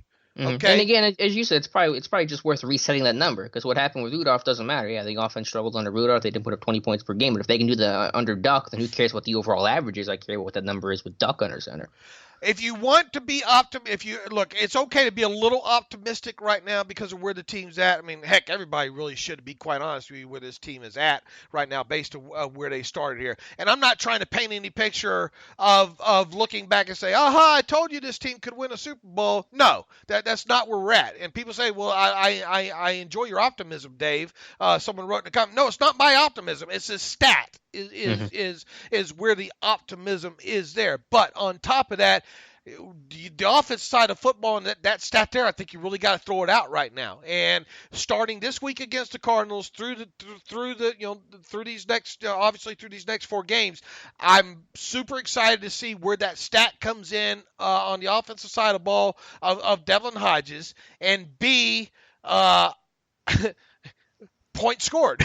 Duh. Yeah. If they can average maybe 22 or 23 points a game scored, then maybe we're talking here. Yeah, that's going to be the goal. So I think some obvious stuff, but some critical stuff nonetheless. All right, Dave. Will one of those 12 teams win the Super Bowl? Yes. I agree. Pretty safe answer. I don't know if people are going to say no to that and give you a different team, but we'll see. Well, I know you'll definitely keep us updated on those numbers and then those final totals after the regular season. All right, Dave, let's jump back to the Cardinals.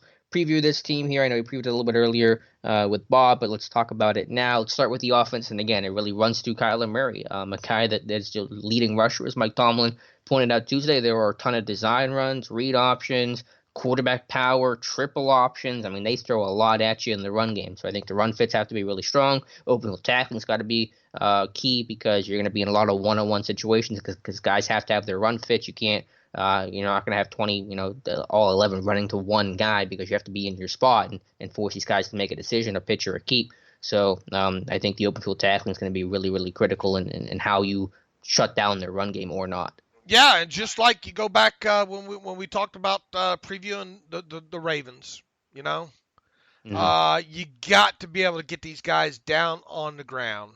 I mean, there's just no two ways about it, because there are going to be, as we've already talked, there are going to be instances where they want to run and they want to run early. Obviously, they'll try to do some play action stuff off of that.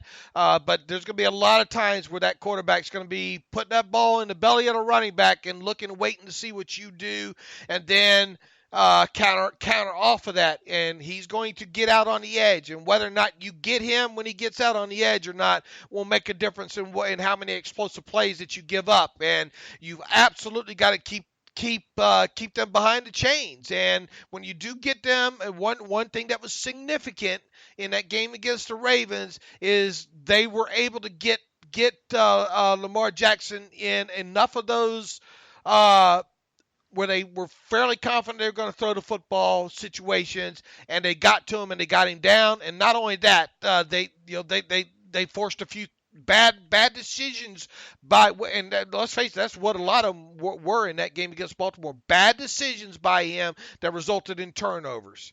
So, and that's what really kind of kept them in that game as well too.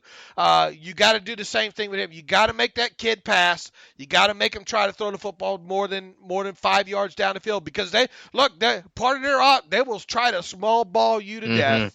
Yep. I mean, they want to paper cut you. They want to hold on to the football. They're unlikely, unless you force them into a very bad decision. He's probably not going to throw an interception in this game. So are you going to be able to rip the football out from any of them?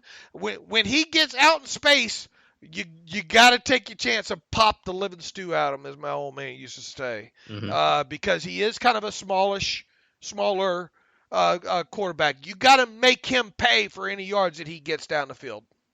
Yeah, like you said, they're a small ball offense. I think of the 7 or 8 or 9 receivers on their teams with 20 or more receptions, no one has more than 11 yards per catch. So they're all around 9 or 10 yards per reception, which tells you they're pretty much a small ball offense. A lot of RPOs, a lot of play action, a lot of run game alternatives that we like to talk about on the show here. I think the overall just idea is, and this is big picture, but the overall idea has to be make this pretty unique offense play traditional. They have to drop back on 3rd and 8 and the things you talked about earlier, and not be able to thrive on all the run action and being able to use one play to set up another and stuff like that. So Kingsbury's done a nice job with a lot of unique looks and formations, and they'll do 4 wide receiver stuff. It's a lot to handle, but if you can make them just play more traditionally, you're going to have much better talent and you're going to win out that way. They want to identify 1 or 2 guys on defense with you, conflict them, and make you pay for it.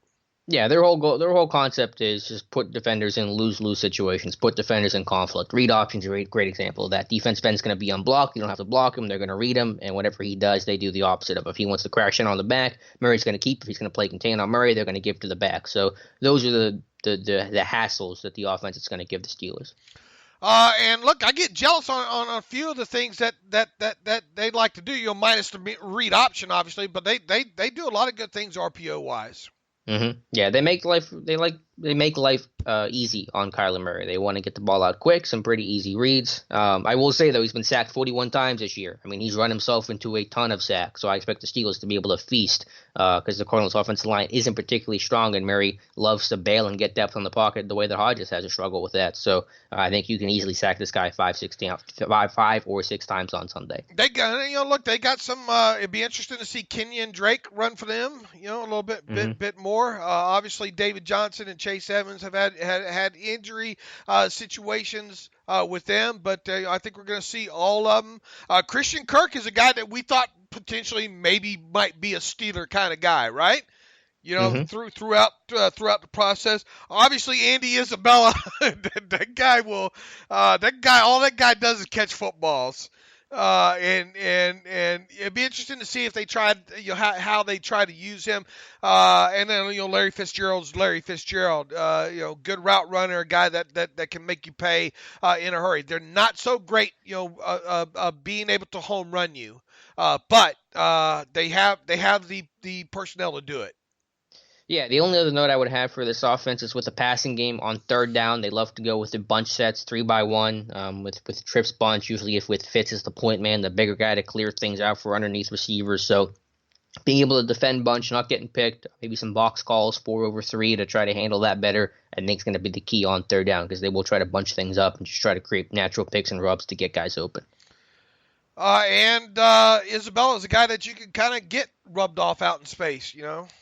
Yeah, or any receiver. It could be anybody. Christian Kirk. I mean, Isabella hasn't played a lot this year, but he's made an impact. He's got an 88-yard touchdown this year. Super fast guy. I think ran 4.31 at the combine. So, yeah, they do have some threats in space. That's why the open field tackling is going to be really, really critical. All right, and tight end, not overly impressive. Nah, Charles Clay's got 15 catches this year. They've used tight ends, I think, a little bit more recently than maybe early in the year, but it's not my number one threat. Offensive line, man, look, little T-Rex AQ Shipley, I mean, you got to take your hat off and hand it him still being around all this time, you know. Really a veteran, a smart guy now. However, the Steelers, Cam Hayward and Javon Hargrave, they ought to be able to have some success against AQ, you know. And J.R. Sweezy. I think Sweezy's not a great guard. They're pretty small guys. Shipley and Sweezy lined up next to each other. Sweezy's the right guard. So, I think you can really attack that offensive line again. Murray's been sacked 41 times this year, more than any other quarterback in football. And both their tackles are kind of Matt and DJ Humphreys and who's on the other side there? Murray, I think. Yeah, because no Marcus Gilbert, unfortunately. Would have been nice to play against him. Yeah, so, look, you can see, I mean, running around the arc. If you get a good push up the middle, and if you run around the arc, or you'll run the arc a little bit more in this one, you might run right into Murray, because of his ability not to, or his tendencies to not want to try to step up in that pocket there. So if you get a good push up the middle right off the snap of the football, and if you got those guys in look, if there's definitely one thing those two guys in Watt and Dupree can do is get up on that edge there. Here's the thing that scares you, though, right? Kind of going back to the game against the Seattle Seahawks. Man, you got to have contain.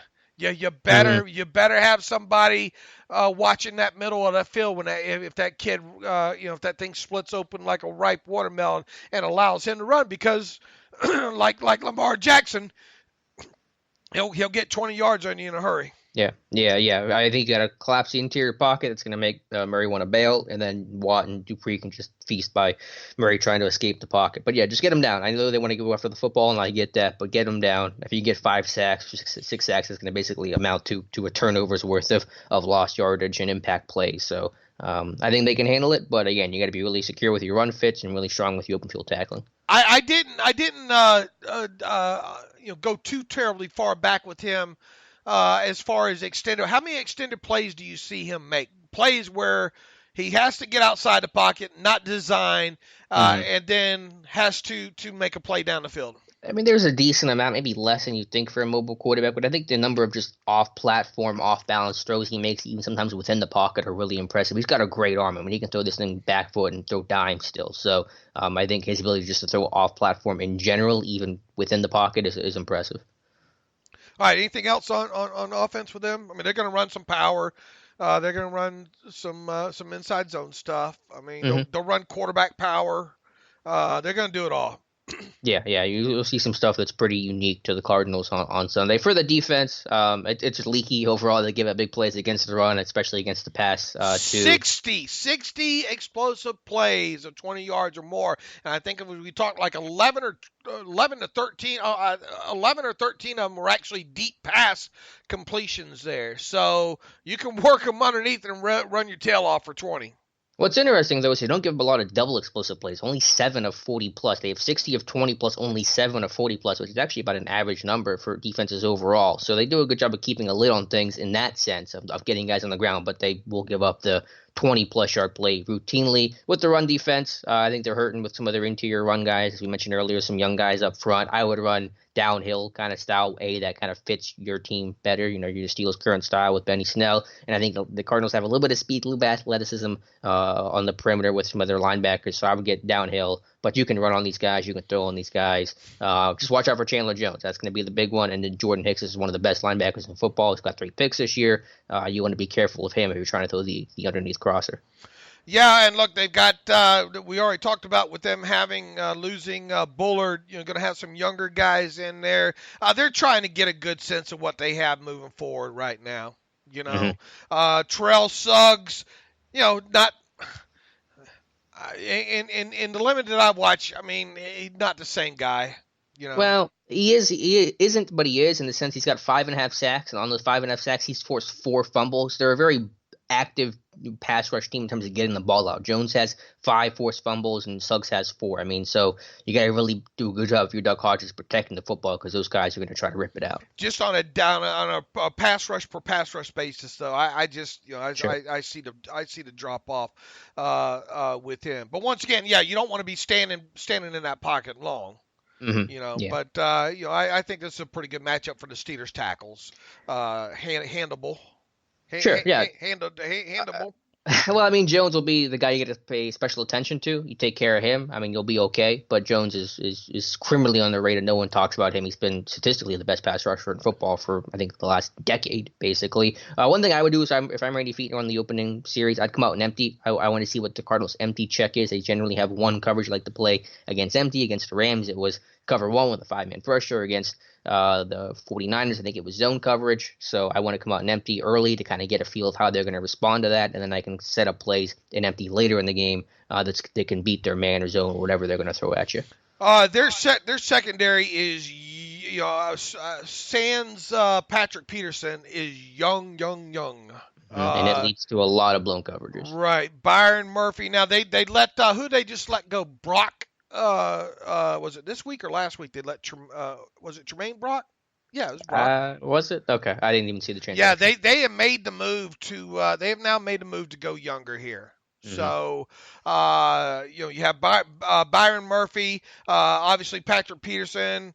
We'll see. They'll probably mix it up with a couple of their slot guys in there now.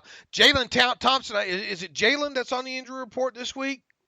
Yes, it is. Yeah. So they're safety. Hey, look, he's been limited the last 2 days with a concussion, so he might not play in this game. Now Buddha's always kind of been kind of a feast or famine type of guy, a guy that sometimes if he guesses right, it will make some plays for you. I thought you go back to the game against the 49ers a couple weeks ago was probably the best game of his career, maybe.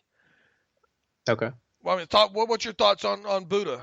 I mean, they just have a lot of tackles. He's got 110 tackles. That's 5th in football. Jordan Hicks has 116 tackles. That's 2nd in football. And that part because their defense is on the field a ton, and that's not tackles aren't necessarily a good stat to have. Right, but they're secondary guy. Yeah, but they are guys that will fly around the football. And I think they're both talented players. So yeah, I mean you'll see Hassan Reddick come in sub package. Joe Walker will be their base guy in their 3-4 when they go sub. Reddick will come in to be more athletic kind of guy, Deion Buchanan type. Overall, I mean, some of these defensive numbers are just really tough to look at if you're a Cardinals fan. They're the 3rd worst. I think they're the 3rd worst team in third down defense at 47.2% allowed. The red zone is only average. They've given up at least 20 points in every single game this year. The only team in football to do that. They're 31st in points per game allowed. They've allowed 30 plus in 4 or 5, 28 plus in 5 games, or their last 5 games, I should say. And again, giving up 20 in every single game this year. So there was a week for the Steelers to hit like 28 points, which they have not done all year. This is the week to do it. Yeah, you'd be kind of disappointed even with a rookie undrafted quarterback out of Sanford not at least hitting the 20 number this week. Yeah, well, I think you got to hit 28. I think this is the week to do it because, I mean, the Cardinals defense is ripe for some big plays. Right. A lot of these guys are looking forward to this season coming to an end too. Mm-hmm. So, I mean, call it what you will. They are the lesser of the two teams, big time defensively here. Yeah. So I think just some good route combinations. So put guys in conflict will help kind of just exacerbate that defense all the more and create some of these blown coverages that I see on tape all the time. Guys just running wide open. So take advantage of that. I think you can really hit some chunk plays because either the Cardinals are going to just self-destruct or you're just a more talented team. Anything stick out with how they're supposed to start using Reddick a little bit more different now? I just see him come in and sub. I mean, he's not playing in base in the base 3-4, but when they go with their 2-4-5 nickel, then Reddick comes in and tries to be a more athletic guy over Joe Walker, their base linebacker. So, I mean, he's an athletic guy. I liked him a lot coming out of Temple. Really hasn't had that kind of NFL career, but he is a good athlete that can cover. I suspect we'll see probably a good deal of zone in this one. Yeah, it just depends. I mean, they've played both. When you get in red zone fringe, they usually go a lot of zone. So I come up with some zone beaters around the 20s and 25-yard line. But again, I want to go empty early. I want to see what their empty check is, and then I think you can attack it later in the game because their empty check is generally the same thing every single time. Yeah, I mean, look, there's no way to paint this. This pass defense is not great at all. Yeah, but you have to be careful. They're pass rushers again, Jones and Suggs. If they get a sack or two and a forced fumble, that could be a real big difference in the game. So really got to make sure you block up Suggs and Chandler Jones. Right. All right, Dave. Anything else from the Cardinals, or do you want to talk about my bookie? Yeah, let's talk about our friends here at my bookie here. Are you the type of fan?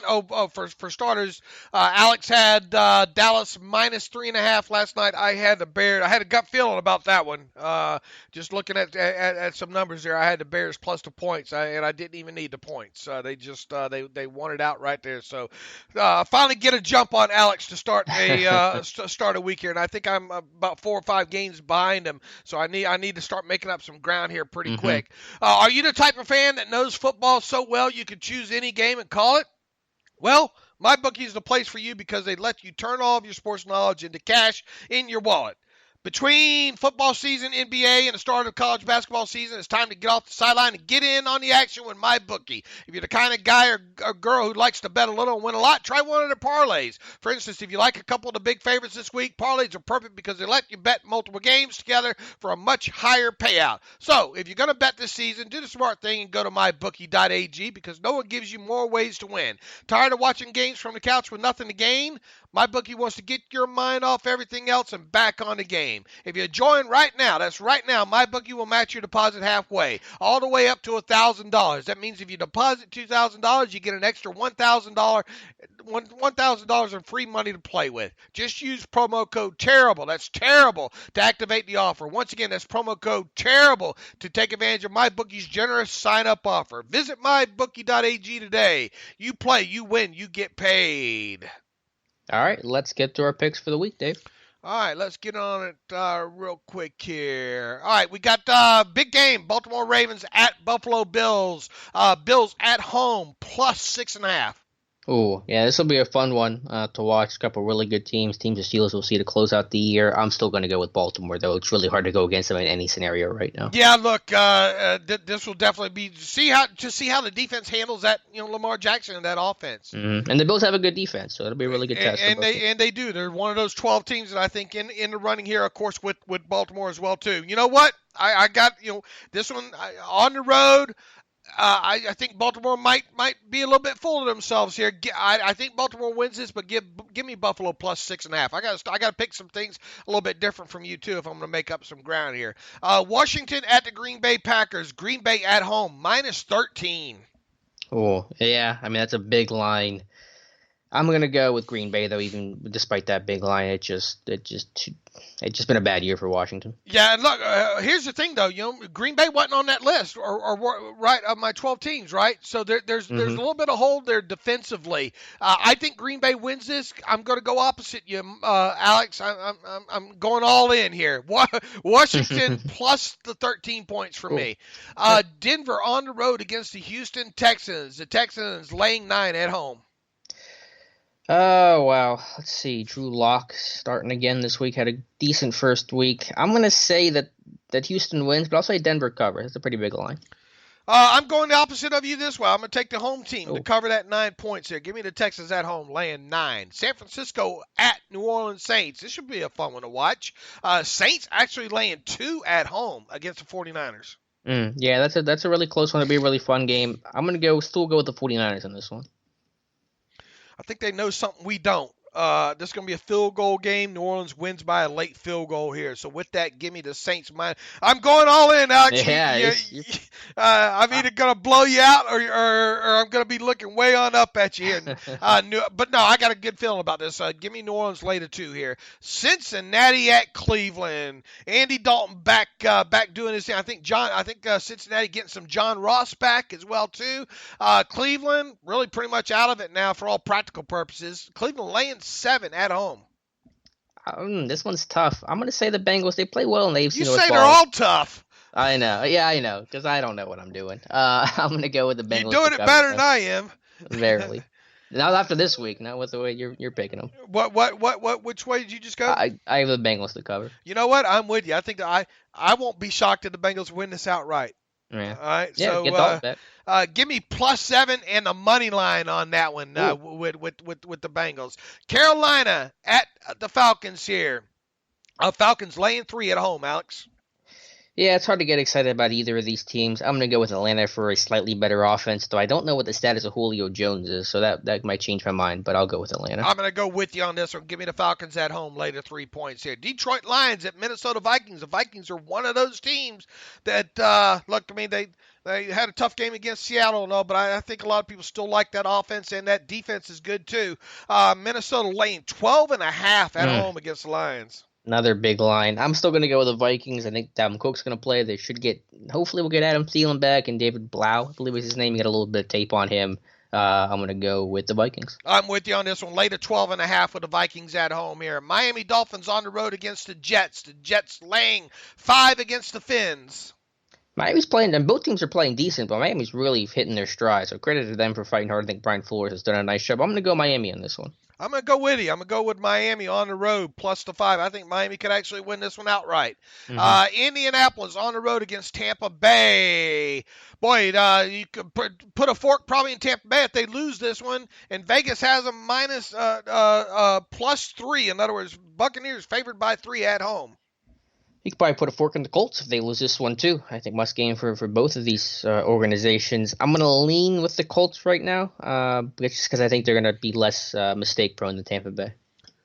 You know what? I'm going to go with the Buccaneers at home here. Give me the Buccaneers later 3 against the Colts here. Los Angeles Chargers, a game nobody cares about now. Los Angeles Chargers at the Jacksonville Jaguars. The Jaguars at home +3. Yeah, give me Jackson with Minshew back in the lineup. I think that'll boost the offense. Give me Phillip Rivers -3 on the road. Kansas City at New England. Boy, New England going to lose another one here before the season's over.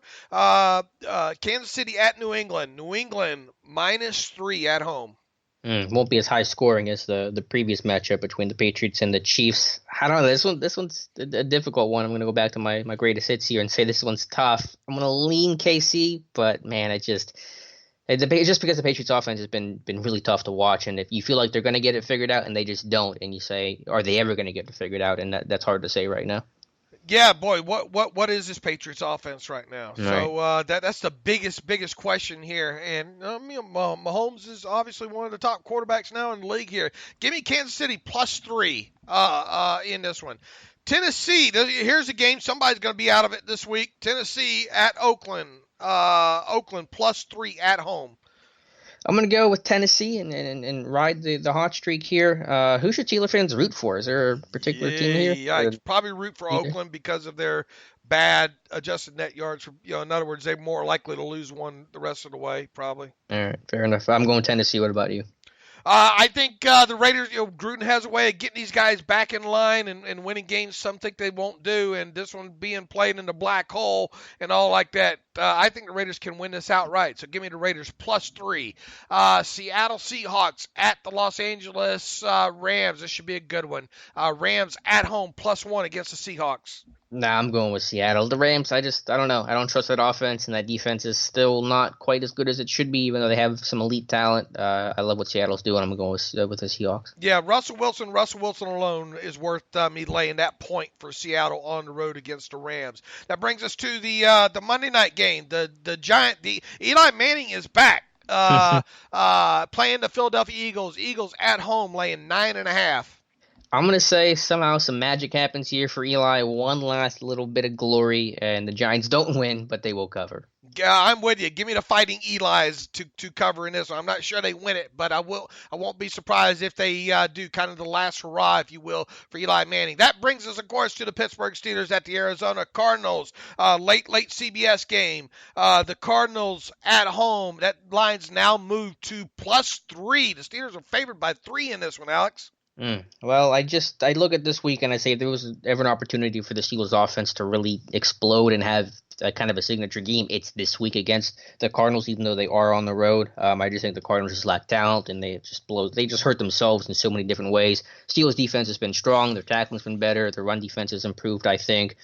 They've seen, this type of offense to some degree before in Baltimore and they've responded well. I think they'll do it again.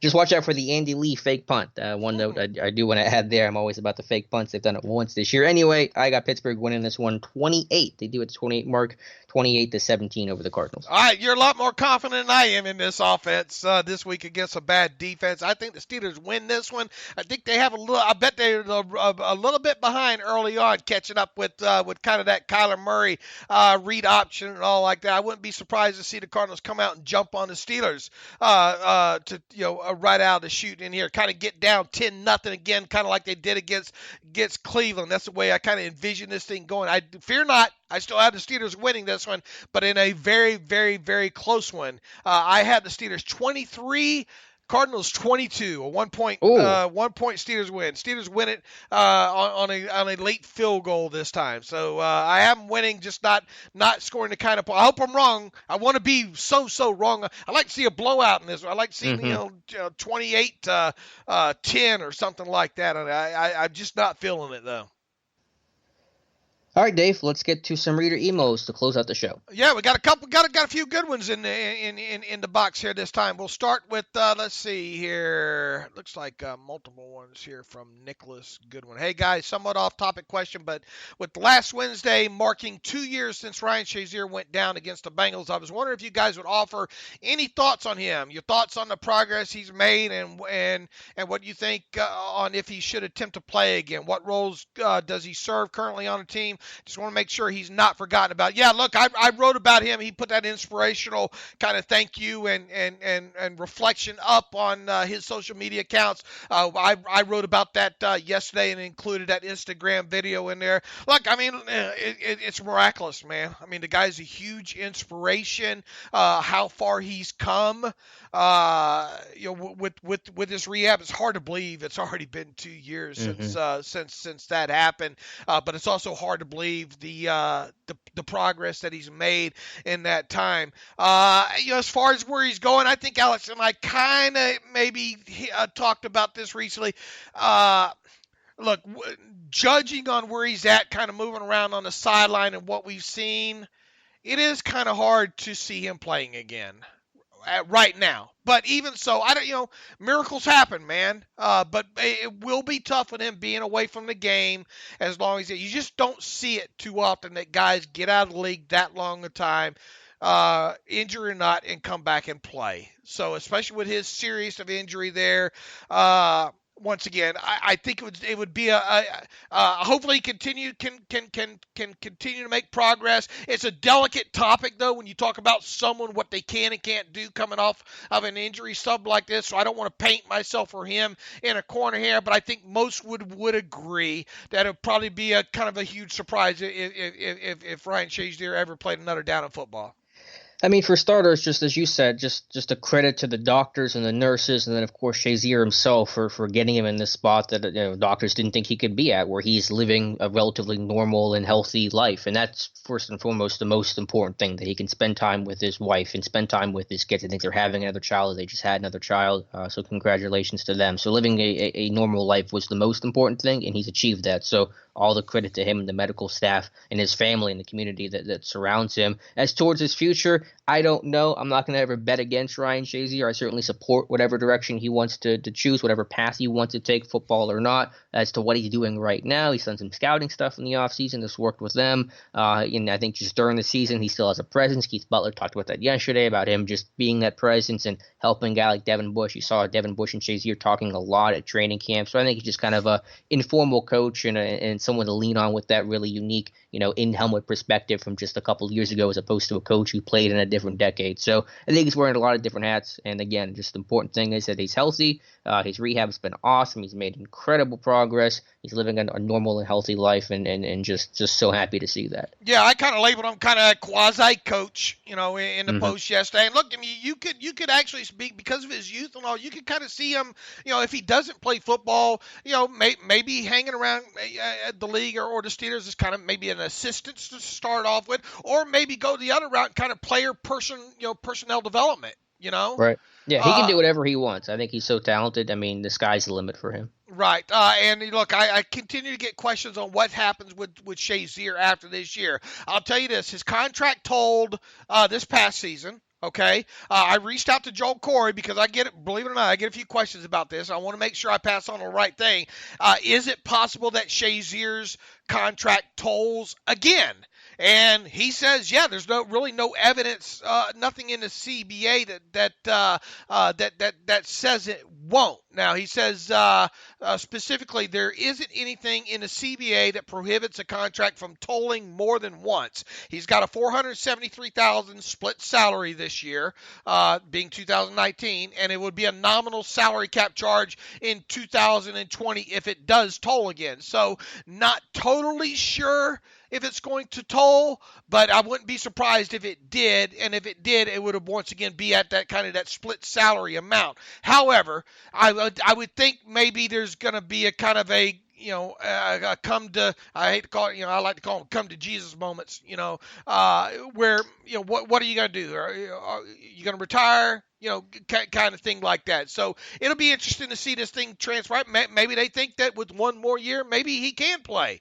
So you keep him told and go that route there. But regardless, if it does toll, it's going to be a minimum charge to keep him around. But I have a feeling, just a gut feeling, that we'll kind of get some finality on Shazier during the offseason, or by the start of OTAs and all. Yeah, we'll see what happens. Let's see here. I think I just got another one from, no, I didn't. Read it. Let's see, from Justin. Justin writes in, David and Alex, when the Steelers made the addition of both Deion Kane and Kareth White, what information do they have to make these additions from other teams' practice squads? In other words, can teams somehow scout other teams' practice squads? If not, were the pickups based solely on college film, pre-draft workouts, and preseason games? I'm curious how the process works and how teams determine which player is the best option to sign off of another team's practice squad. It seems like they would have limited information to work with, especially further into the season. Well, Justin from Chicago, Deion Kane obviously spent a little bit of time on the Colts 53, or a lot of time, really, actually. So you obviously had a little bit of tape and playing time to go on from him. Obviously, preseason time on both the guys that you had to work with. Remember, Deion Kane hadn't been on the Colts practice squad long when the Steelers signed him off of that. Now, both of these guys, I think the Steelers had, I know in Kareth White's case, the Steelers had pre-draft interest in. So right. A visit with White. Right. They even had a pre-draft visit with him as well, too. And look, they're enough that around that Clemson program enough. They had a good idea of who Deion Kane was. So a lot of times what you see the Steelers do in situations like this, even though, these guys had never been in, a guy like White, preseason guy only on the practice squad, they rely on their scouting department and what they've seen and the visit they had on with him during the pre-draft stuff. And not only with in this situation, but during free agency as well, too. It's right. Not easy to build. I mean, it's not hard to build a list of potential Steelers targets under Kevin Colbert because of the way they've done business. They like guys that they like. And that's my long answer.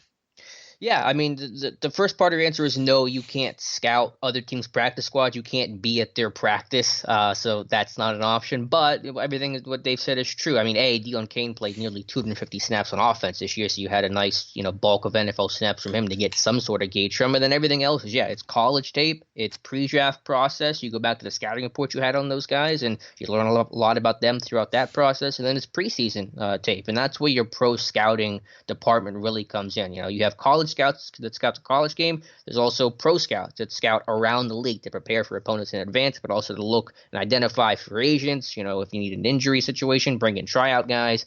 Brandon Hunt's the Steelers pro scouting coordinator, mentioned him as a potential replacement for Kevin Colbert when Colbert retires. So you really lean on your pro personnel department to be able to watch these guys and have some sort of indication. Is it a risk and a gamble? Sure, because you don't know exactly what you're getting with a young guy in general and a guy that, as you said, some of these guys haven't played in a while. But when you're injury riddled, you need to make a move.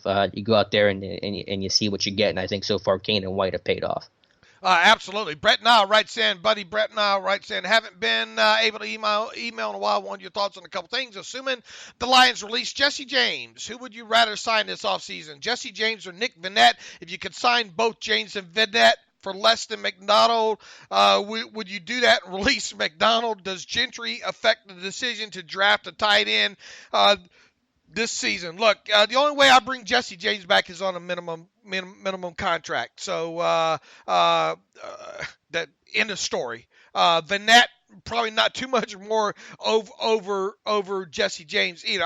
Look, Vannett, I don't even think it hasn't been as positive as I thought it might be so far with Vannett. But Vannett's, I think got maybe a little bit more upside maybe with James there, even though both are a little bit further along in your careers. Unless I really needed the cap money, McDonald's not going anywhere. And look, Gentry, we don't even know who he is other than his college tape. I would not be opposed to drafting a tight end regardless of any of this. I'm with you. You're not going to be like, well, we can't draft this tight end, who's really athletic because we got Jack Gentry. That's not going to be a conversation that's ever going to take place. I'm not cutting McDonald. If money was of no issue, if it was the same for Vannett and Jesse James, I would take Jesse James.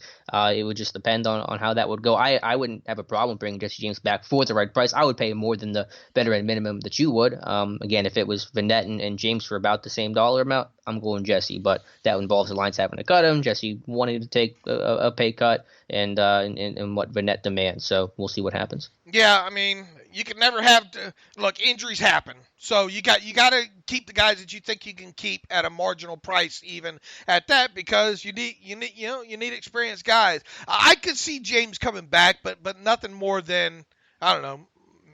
Look, his minimum's already up there anyway. Yeah, I was thinking $2 or $3 million might be what Vannett would want, and Jesse might take $2 or $3 million after getting paid in Detroit. If it was Jesse for $3 million or Vannett for $2.5 million, I think I'd lean Jesse. All right.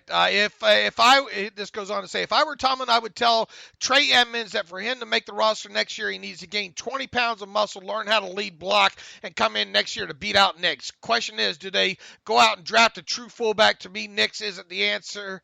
Not a weapon in the pass game and limited in the run game. Holy moly, you watching the same tape that I am, Brett?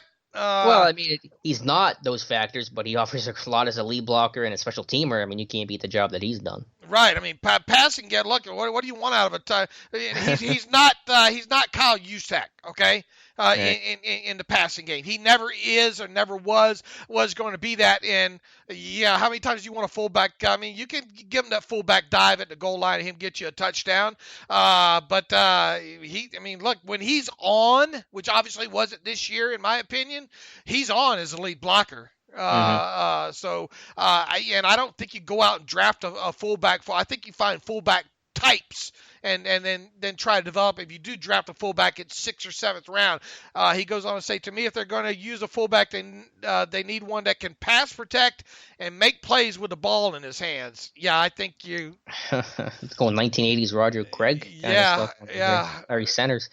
No, you're not gonna. That's not gonna be the case. Nix will be back next year. To the idea of putting Edmonds as a fullback, I can be open to that. He's played a little bit of fullback in camp and got a snap there last week. So yeah, I can see where you're coming from there. I don't have time, Brad. I got to move on from your other two here. I got people. I got to read their emails here. Try to keep those short, if you will, brother. Todd Johnson writes, I listen to a lot of other podcasts because I can't get enough Steelers talks. With that being said, the Terrible Podcast is my favorite. And I always defer to your knowledge and insight.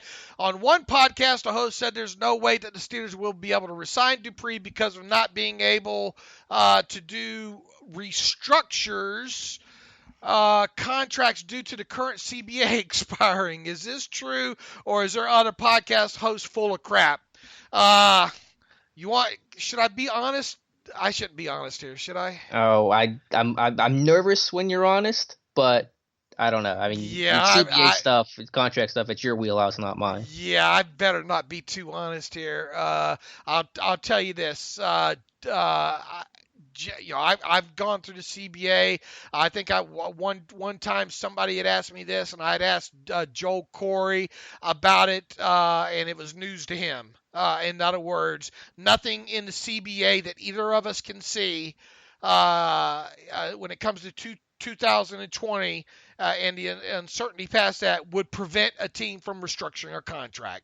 Now there's a whole 30% rule and all like that, on contracts and stuff like that need to be abided by because of future years and all like that. I think we've hit on that a couple of times already, but there's nothing that said that should prevent a team from restructuring a contract. Look, if they don't re-sign Dupree, it's because they didn't. To me, it's because they didn't franchise tag him. Okay. That's it. I mean, yeah, they can try to work out a deal with him, as Alex and I have said in past podcasts, after the season gets over with and up until the franchise tag deadline.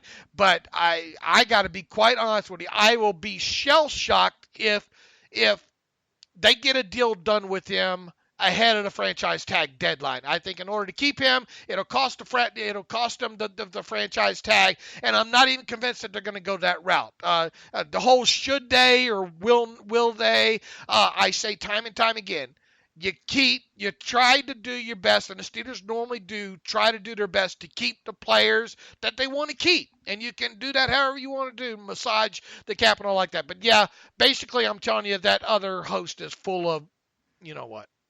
All right. Well, we'll go to the next question because I know we're going to get this question 10 more times from now till that decision's made. So my answer is going to remain the same throughout. Joe Tadeo writes in, many people have been jumping on the Bud Dupree bandwagon this season, and rightfully so. I thought he played well last year as well. Obviously, he is getting more sacks this year, but I'm wondering why. I don't get to see the all 22, so I can't answer this, but maybe you two can. Is he not being asked to drop into coverage as much this year as in years past? Seems like he is either right there to make a run stop, or he's rushing the quarterback with his ears pinned back.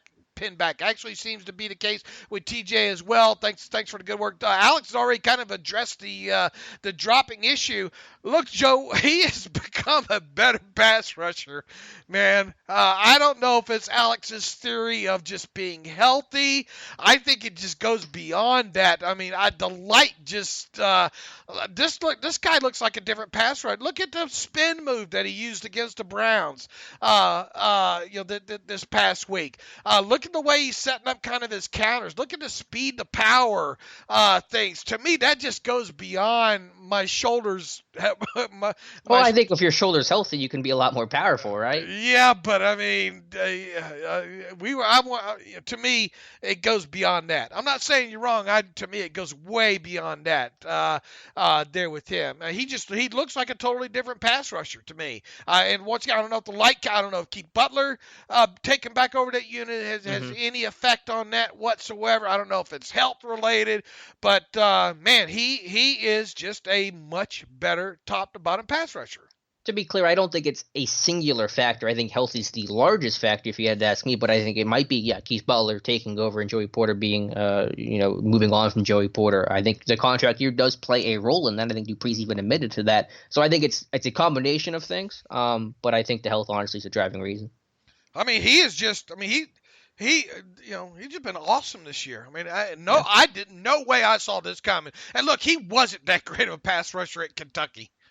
No, I do think the other element is what you touched on, is that he was a raw guy coming out of Kentucky. You never really had a coach before. Didn't have an outside linebackers coach at Kentucky. Just had a defensive coordinator. So I think it took him a little bit longer to mature and kind of figure out how to really be a technical pass rusher, because when he got in the NFL, it was really his first coaching. So it kind of delayed his progression some. And then now, as you said, the lights kind of come on. He's really taken off. Well, if that's the case, and if you think he can continue to be the guy that he is right now for at least 3 or 4 more seasons, and you look at the depth chart behind him, it's hard to let those guys walk out the door. Right. And I know people will say the contract year, and again, it plays a role. But if you look at his effort and his toughness he's shown prior to this year, the effort's been the same. The toughness has always been there. So it's not like the guy dogged it for every year and then turned it on, when he knew he was close to a payday. I think, again, it was the health that really, really held him back. And people got out. There were some commenters on the site yesterday in that Bud Dupree article I wrote saying, just offer him, he'll take a hometown discount at $14 million or $13 million. No discount. Yeah, they're not going to be any discounts, people. Look, this is the NFL. This is a year-to-year, week-to-week business. Technically, you got to get as much money as you can. People throw out hometown discounts like, I don't know, like it's a coupon to go up to the local chicken place there or whatnot. You guys got to get that out of your head, man. It's all about market value and what you can get. And right now, it's looking like 17 to 18 million for Bud, maybe on the low side. Mm-hmm. And he deserves it. I mean, every player deserves to get paid to cash in like that. The dude's been through a lot, and I'm really happy to see him turn it around. I know it's been a tough couple of years, a lot of criticism from myself included, but I'm happy that he's getting the praise and he's playing a lot better. Yeah, look, I mean, maybe you franchise tag him and play him another year to see what happens. But once again, you got to be able to eat that. You got to be able to afford that franchise tag. So, but I keep going back to, and Kevin Colbert says this almost every offseason. We try to do our best to keep the player. We say when these players leave. Yeah, well, we'll see what they say about Dupree this offseason. All right, our buddy Dan from Australia writes in, "Good day, boys. Most Steeler fans were calling for Keith Butler's head after last year, but with the amazing turnaround from defense, do you think there's any chance that he might be a head coaching candidate for another team in the offseason?" Quick answer, no. No. Absolutely not. I don't think Keith Butler, regardless of how his coaching career goes from here on out, will ever be considered. Will ever be considered that. Let's see here. I'll shout you out, Alex, a beer if you ever make it down. I'll shout you or Alex a beer. Shoot at you or Alex a beer if you ever make it down under here. Let's see here. Right, good deal. I'm booking a trip. There you go. Look, I'm probably going to go to Australia as well too. If the strikeout, if a lockout happens, I'll probably make right. a trip over there as well too. One last one, Jake Messenger. Hi guys, keep up the great work. With the recent explosion of the Ravens offense and the Lamar Jackson MVP hype, I'd be highly interested to see an in-depth breakdown of how we defended them in Week 5. It seems we were one of the 2 or 3 teams who were able to slow them down. I know your articles normally pertain to the upcoming games, so maybe an idea for Ravens Week. Look, we'll preview that, Jake. Get him down on the ground. That was one of the things I think that stuck out with Jackson. The other thing is getting pressure on him and forcing him into the mistakes that he made in third and long situations there. The Steelers did a reasonably well job, better than probably most teams, at controlling him as a runner. Where they really had the difference and where they have beaten other teams in controlling Lamar Jackson earlier this year was the ability to get after him on third down, kind of keep him in the pocket, and kind of force him into errors that he made that cost him. Yeah, you said it well. I agree with everything you said, Dave. We might do a look at that when they play in Week 17. I'm probably not going to do that before then because I don't know how much interest it's going to have to the what's relevant right now for Pittsburgh. But when they play again, assuming that even if they do play their starters and Lamar Jackson starts, we'll go back and check that one out again. Absolutely. All right, we run a little bit long, but hopefully you enjoyed our buddy Bob on it. Well, I thought Bob was absolutely fantastic, Alex, and also with that, in the meantime, you can follow me on Twitter at Steelers Depot. You can follow the Alex Kozora at Alex_Kozora. You can follow the show at Terrible Podcast. Email the show, theterriblepodcast@gmail.com. Once again, if you want to donate to the cause, you can go to SteelersDepot.com, hit the donate button, upper right navigational bar. If you want an ad-free version of SteelersDepot.com, it's been very popular since we've introduced that quite a while ago. Go to SteelersDepot.com, hit the ad-free button, upper right navigational bar. For $25, you can have an ad-free version of SteelersDepot.com for 1 calendar year. And with that, until Monday, hopefully we're talking about another Steelers win here on Monday. As always, thanks for listening to the Terrible Podcast with Dave and Alex.